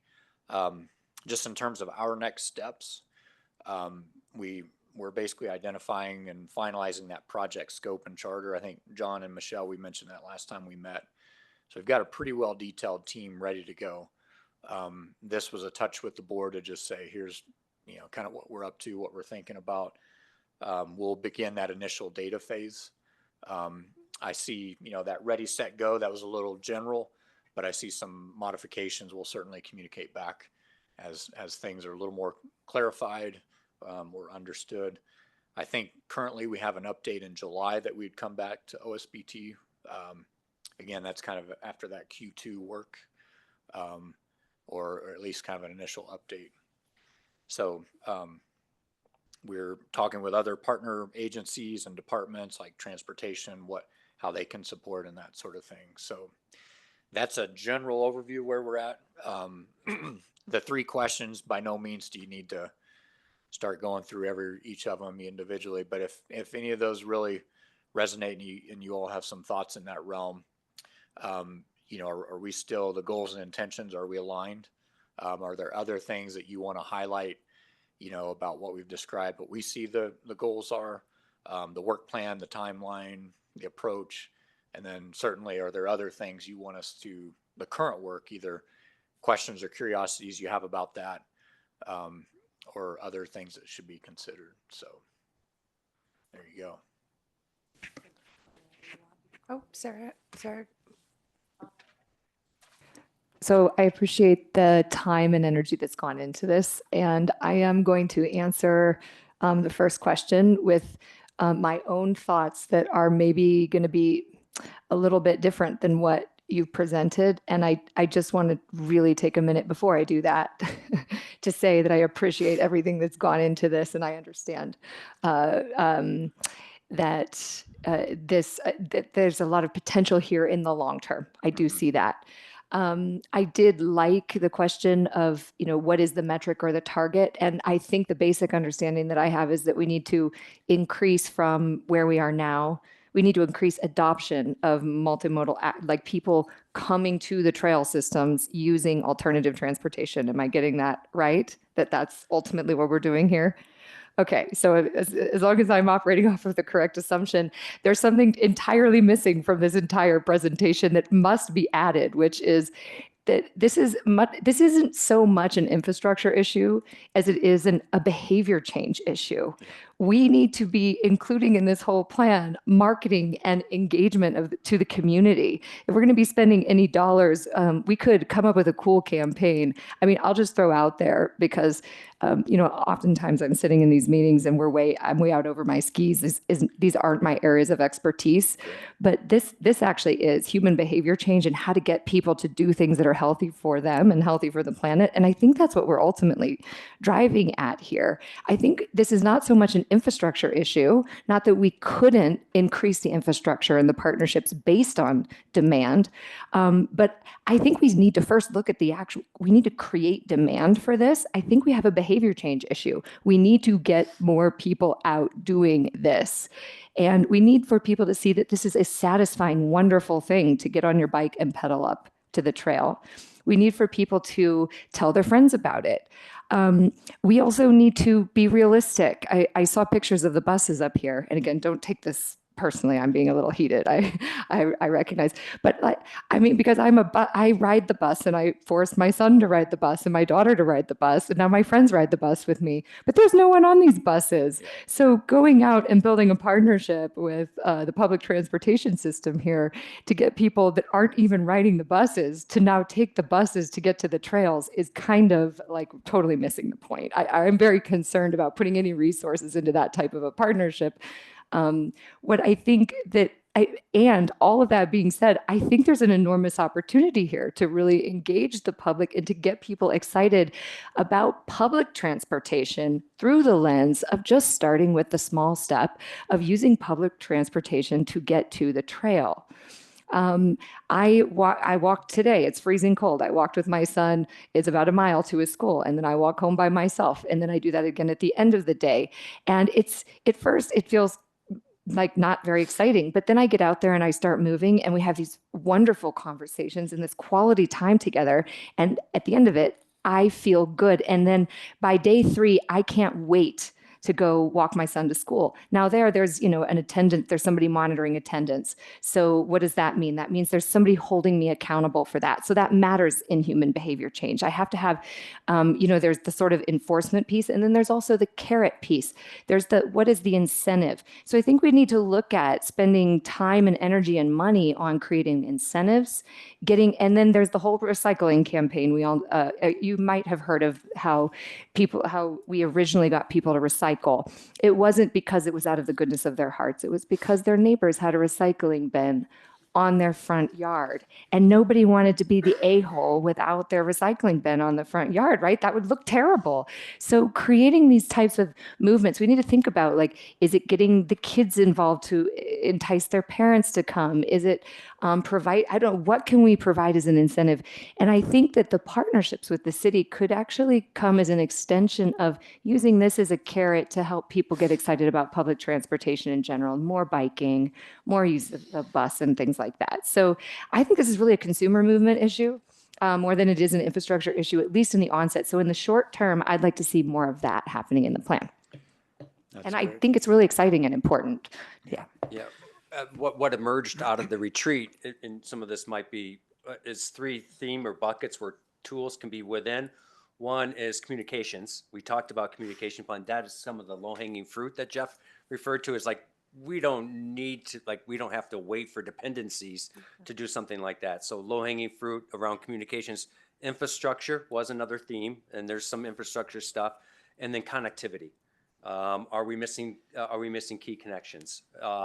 Is there a multi-use path that could be more enhanced to then hit an access point? Are we missing key trail connections? So connectivity, communications, and infrastructure is kind of the 3 buckets where all the various tools that might be identified and prioritized at certain access points where the data says that would work there. We can employ a mixture of all of those. The last 2 things I'll add is to really keep in mind that this is an infrastructure. This organization is really good at building infrastructure and creating connectivity, and that's the comfort zone here. We don't have to work too hard to get people to come up to the trails in general because it's beautiful. They speak for themselves. So it is getting out of the comfort zone a little bit to start to think more in terms of public engagement campaigns. So I just want to acknowledge that, and there may be even internally a little bit of a how do we get going on this? And then that brings me to my second point, which is when you're talking about human behavior change, often what people do is they relate to doing something new with fear. They relate to it as having to give something up. So I think it's important for us to start with the question of, what are people afraid to give up? What is it that they think they have to give up in order to bike to the trails? Is it time? Is it, and then they might have the fear of, they might have to give up just confidence because they're used to knowing how to get there and where to park, but they don't know how to do the other things. So there's a lot of nuance there, and engaging someone who's really skilled at human behavior change and kind of backtracking and using that sort of data-oriented mentality, like all of that does apply to these types of campaigns. It's not just create a pretty poster and put it up, or, make a few phone calls or do something on social media. There are really tactics that could be used, and it would be so awesome to, again, just have this be an anchor, a place for us to experiment with that. And then that could have ripple out effects in other parts of the agency as well, I think, over time. I'll just say thanks. I'm not offended. That's actually very good feedback. We did identify science and communication strategy, like Dan said, as a quick or early, not that that's a quick or easy thing, but everything you're saying also resonates, like what we've been trying to explain is there's a lot of theory and understanding of behaviors. Certainly agree. We can't just put shuttles. We can't just build trails. We can't just, and so I think that's what that initial data phase with our human dimensions team, and starting to think about, like, what are those motivations, trade-offs, fears, et cetera. And also the targets, about, like, some places we may not want a bunch of people coming, for all the reasons of resource impact. for already, you know. So that's another thing too, is looking site specific and being targeted in our communications. Like, I think you said it really well, Sarah, during Marshall, like, don't just think about, oh crap, I can't go to Marshall. Think about, now I can go to all these places I've never gone. And so you change that kind of shift in thinking. So, yeah. Thanks, Jeff. And also just, I appreciate you actually listing that as the number one action that you can take, which is launching communication and outreach campaigns. So that is definitely low hanging fruit, and it seems like you're on it. It could be low hanging fruit. Other people want to comment? Yeah. John, you're on the subcommittee. Do you want to? Thanks for working with us on this. I know, we're all really excited about what low-hanging fruit we can go after, but it feels like y'all have put together a really good process here that'll be really great for us to run through, and see what the options are out there. So looking forward to working through it over the next year, I guess. Yeah. Brady Harmon? No? Okay. I want to thank you. I think that this plan makes total sense, and I really appreciate all of staff who have contributed to this. And I think it makes total sense, cast a broad net of things that we could do, and then work with the different agencies that we need to collaborate with to make those things happen. Have public engagement throughout the process when you come up with a menu of priorities. So I think that makes total sense, and I completely support what you've presented here. I just have a couple of questions around, like metrics. I think, when will you, we saw a lot of POVs data, right? Like, okay, right across the street, we're seeing 60% of people who go there to that trailhead bike, but then just down the street, it's the other way around. People arrive by vehicle. Do you think you'll get that granular in this process and setting up a metric like, okay, well, how can we increase the number of people who arrive by bike when they're biking? Like, it seems really obvious, like they're going there to bike.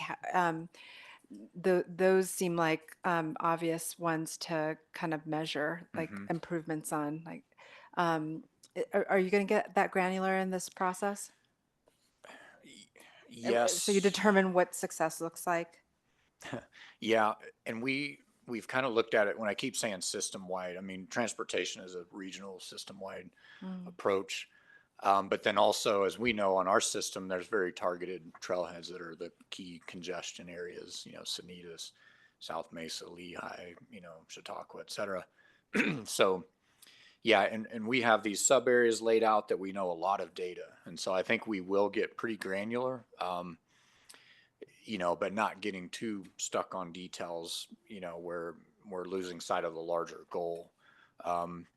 But I think, just like I showed that example from the national NPS, some of it is geared towards a specific location that we want to know why is it crowded? Why are people going? We know Chautauqua is beautiful and amazing and all those things, but in terms of how people are arriving, understanding the motivations and all that data that we have will help us start to think through, okay, could we even shift that? Could we encourage folks and have a campaign and a targeted behavior change to take the shuttle and an incentive to do that? Or, hey, did you know you can take your dog on the shuttle? That seems to be a limiting thing, and whatever, or your bike can go on the front. So yeah, I think quick answer is yeah, I think we'll get pretty detailed, but also look at all of our plans that we already have. There's, as an example, there's some trail study area plans that already have trail connections. I think about the North TSA that identified a trail connection down through the Area 3 property to the city to connect up to like the BVR area. Future planning identified, stuff like that. So there may be some things that we just say, yeah, this is now a priority to kind of think through. So. Yeah, I'll just add to your question of what's in scope for this project. What is the goal? That is the work while we're mining the data, and we have the HD professionals and team helping us to better understand what are the key access points where we can move the needle, and then what's happening in there that will help inform what strategies might work best. But at the same time, we're going to sort of turn this over to a project team led by, our planning staff, supported by our HD staff. And then that group will end up sort of developing the specific scope of the project. Do we want to develop measurements? If so, what are they? When will they come into play? So we're not at that level right now with the concept. We're at the concept stage. We're leaving this meeting saying, okay, Jeff and I, we're turning this over now to the professionals who know how to plan and do these projects. And that type of granularity of in scope, out of scope, project charter stuff, that will be sort of the immediate work ahead while we are doing this Q2 work that Jeff described with the data, so we could start to identify, well, what are the key access points? Where are those areas? And then let's study those areas, what's going on there, and then start to move into solution-based idea generation. So, yeah, to answer your question, could be at what level, we're going to probably take the cue of our staff. We're going to go back and work on exactly what's in scope, out of scope at the project charter level. And we're almost there, but we're just not there yet. Okay, thanks. I also have a question regarding, I think it was in an earlier graph where you've got like all this access to data and plans and things that sort of at your fingertips. The interdepartmental agency collaboration, like what is your sense for your ability to get their attention on 7C when they might have, I don't know, number 4 as their priority, the strategic, I'm making that up. But like, I'm just thinking of the transportation folks who are, might be bogged down in the IRIS project. And I know Brady cares about that. So do you know that you're going to be able to get their attention and say, okay, we're going to need safety data here. We're going to need your input. Is this possible? Do you just it sounds like you made some initial contacts with them, but are they in it with you? Yeah, I'll start off because at the directors team, we talk about, can somebody start to lead these efforts? And then I'll turn it over to Jeff for more granular description. I think the best way to describe it is there's already a lot of work going on 7B and 7C. For instance, all the regional trail connectivity, that's also being supported by other agencies. Of course, CV, as you mentioned, in transportation, they have their goals. As far as looking at key access points for open space, we're definitely being viewed right now in this year as the lead. And our other department directors have said, we can support you. Tell us how we could support you. But I don't see coming out in 2025 of a transportation-led project on an open space issue where they're sort of often running with something that's big capital expense. That's probably not in the works. But some of this work outside of the low-hanging fruit, we all talked about what is in our bailiwick, where we don't have a lot of dependencies, we can go to start to work on there.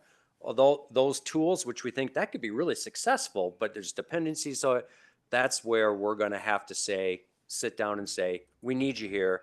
Here's how we think we need you. Could we start to build this into your work plan?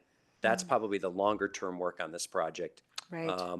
But I would say overall on 7C, I think the city is looking to open space to sort of kickstart this because it says, it's for key open space access points. So I think but I think there's an expectation that through our initial planning work that there will be longer term work for them in which we're going to need them to step up in some role or form or fashion. But yeah. I agree. The only thing I would add is I've talked a little bit, a couple different times now with the transportation planning manager and our team, the planning team within OSMP. We work with them in the AMPS, which is the access management and parking strategy. We had a little effort going we called TAM, or trail access management. So there's already, I didn't talk a lot in this presentation, there's already a team that works on these issues and topics. In fact, just last year they were exploring going after a grant to do some mobility study related to trail access and that sort of thing. So yeah, initial conversations of like, hey, what's on the work plan this year? Camp is a prime example. We work with them. You remember these conversations with Chris Haglund, who's the transportation planner, et cetera. So we've talked, and again, like Dan was saying earlier, our next key step is really to get the role clarity and the team on board and define that scope that really can be achieved. But yeah, initial conversations are like, yeah, let's keep working. Okay, I'm thinking about an example of, we could brainstorm and say, oh, we would like to have a multi-use trail that takes us to this particular area. That's one thing that surfaces. Right. And that involves like transportation, maybe it involves utilities. So we could identify it and they could be like, that's nice to know, but Yeah. that's a massive CIP investment on their side. And we've lodged your request, and I guess that's the best that we could do is like, hey, we identified that this would be a great thing for our system and connectivity, but it's kind of like out of our hands at that point in time, potentially. I was just gonna, and that's where we keep dwelling on this citywide strategic plan, because that's kind of the, I don't want to just repeat, that's kind of the essence of it. It's to say, these are key goals with key actions identified. And so that starts to put us all into a space of like, hey, let's work on this. And so, yeah, if this effort that we're doing says, you know what, a path connection or this bike lane or your low stress bike network shows that this should be done at some point, or Vision Zero, this work might actually emphasize that and say, no, this has a greater need, and let's kind of move it up in the years on the capital budget plan or whatever. So I could see that coming out, and that's why we're trying to all work together to say, what's really going to meet this goal that we've identified. And if there's a certain access point where it is just missing something small of an infrastructure that we're not in complete control of, I think those conversations will also be fruitful of, maybe it's not a huge ask. Maybe maybe there's actually a simpler solution here than we were thinking for that extension or what have you. So I think the first step is, let's identify the menu of what's going to work for each area, and then determine, is this a big ask or not? And just don't assume that it is or isn't without some good conversations. Some of them are going to be bigger asks, longer term processes, and a lot of them are going to fall into low hanging fruit. And then we could be surprised. We could be thinking that there's a key connection here that's missing. And we could be thinking, boy, right now, that seems like a big daunting task. And it turns out through conversations, maybe it's not. So, Well, I like the approach. I like the approach that you're casting a broad net and then having those discussions with other departments. Yeah. And again, when we talk about goals and metrics and all that, transportation, when you look at the transportation master plan, and again, a lot of the guiding documents, they have, let's decrease fatalities by this much, or let's change the mode from this much to that much. And so it's kind of in line, Sarah, with what you're saying is like, how do we get behavior shifts? And so that's why I think working with them and kind of overlapping that a little bit too could help inform, because people, they're coming from all over, and it's almost like that last mile or that last little bit to get to the open space is what's really we're thinking about. Sarah. Another, like, if I take this idea of infrastructure and I expand it into partnerships, I think we could look at what is the infrastructure that exists in this city for around getting outside, using alternative transportation, and how can we tap into that infrastructure, the human infrastructure that we have. So I'm thinking about like Bart Foster, who has business outside. I think he has a special permit with us for 300 people to go on a hike at the same time. And he works with executives in the city, and he has some really great connections in the corporate sphere. So he's an example of somebody who maybe he would be a good brainstorm, just a good sit down.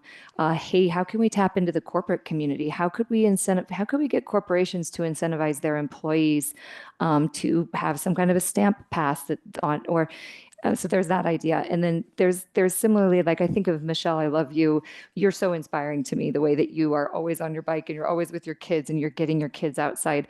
We need some poster moms out there to be exemplars. So a whole nother network, a neural network that we have here. And Brady, yes, dads.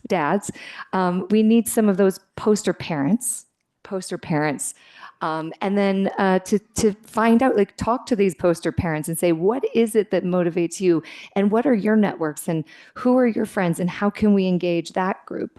School groups or after school groups. Now my son goes to Centennial Middle, and they have all these clubs that they form after school. And have somebody follow them around with a camera and talk to the kids about why they love it and run a campaign with the kids. You got to create the cool kids groups. So you got to go after who are the cool corporate business groups, who are the cool mom and dad groups and the kids, and what other neural networks. So that's like, what is the human infrastructure that we have? And yes, I do think that the public transportation, the bus system around here, there's definitely interest on their part about getting more engagement. I had this weird, funny thing pop through my head of like Taco Tuesday. What if there's a funny, just like a quick, catchy phrase that we have, that there's some day of the week, or bike to school day, or, just like those kinds of things. And I think using some of that data and that research time and energy to go talk to these stakeholder groups and like dig deeper into that neural network and get a few champions could really benefit us on the communication side. Thanks, Sarah. I just have a couple more, and then we're going to close out this this topic. At which point, if we do have to go through a policy change, and I have encouraged you all to be bold in those areas. At what stage in that time frame would those kinds of things happen? If we're aiming toward Q1 of having like a package, Q1 2026, and we're having public engagement throughout now and Q1 2026. At which point would you go to council and say, assuming that there is a policy change needed, when would you approach them about that in that time frame? Would you do that after Q1 2026, or would you do it before? What do you think, Dan? Well, I mean, I hate to presuppose something before we have launched something, but I guess I'll put it in the spirit of if ideas emerge starting in Q3 and Q4 is when the toolbox will start to emerge and some recommended strategies will start to emerge. If there's things that we're able to move on, we're not going to wait. If there's things that do require a more of a process, those are going to probably be a little bit later into this process.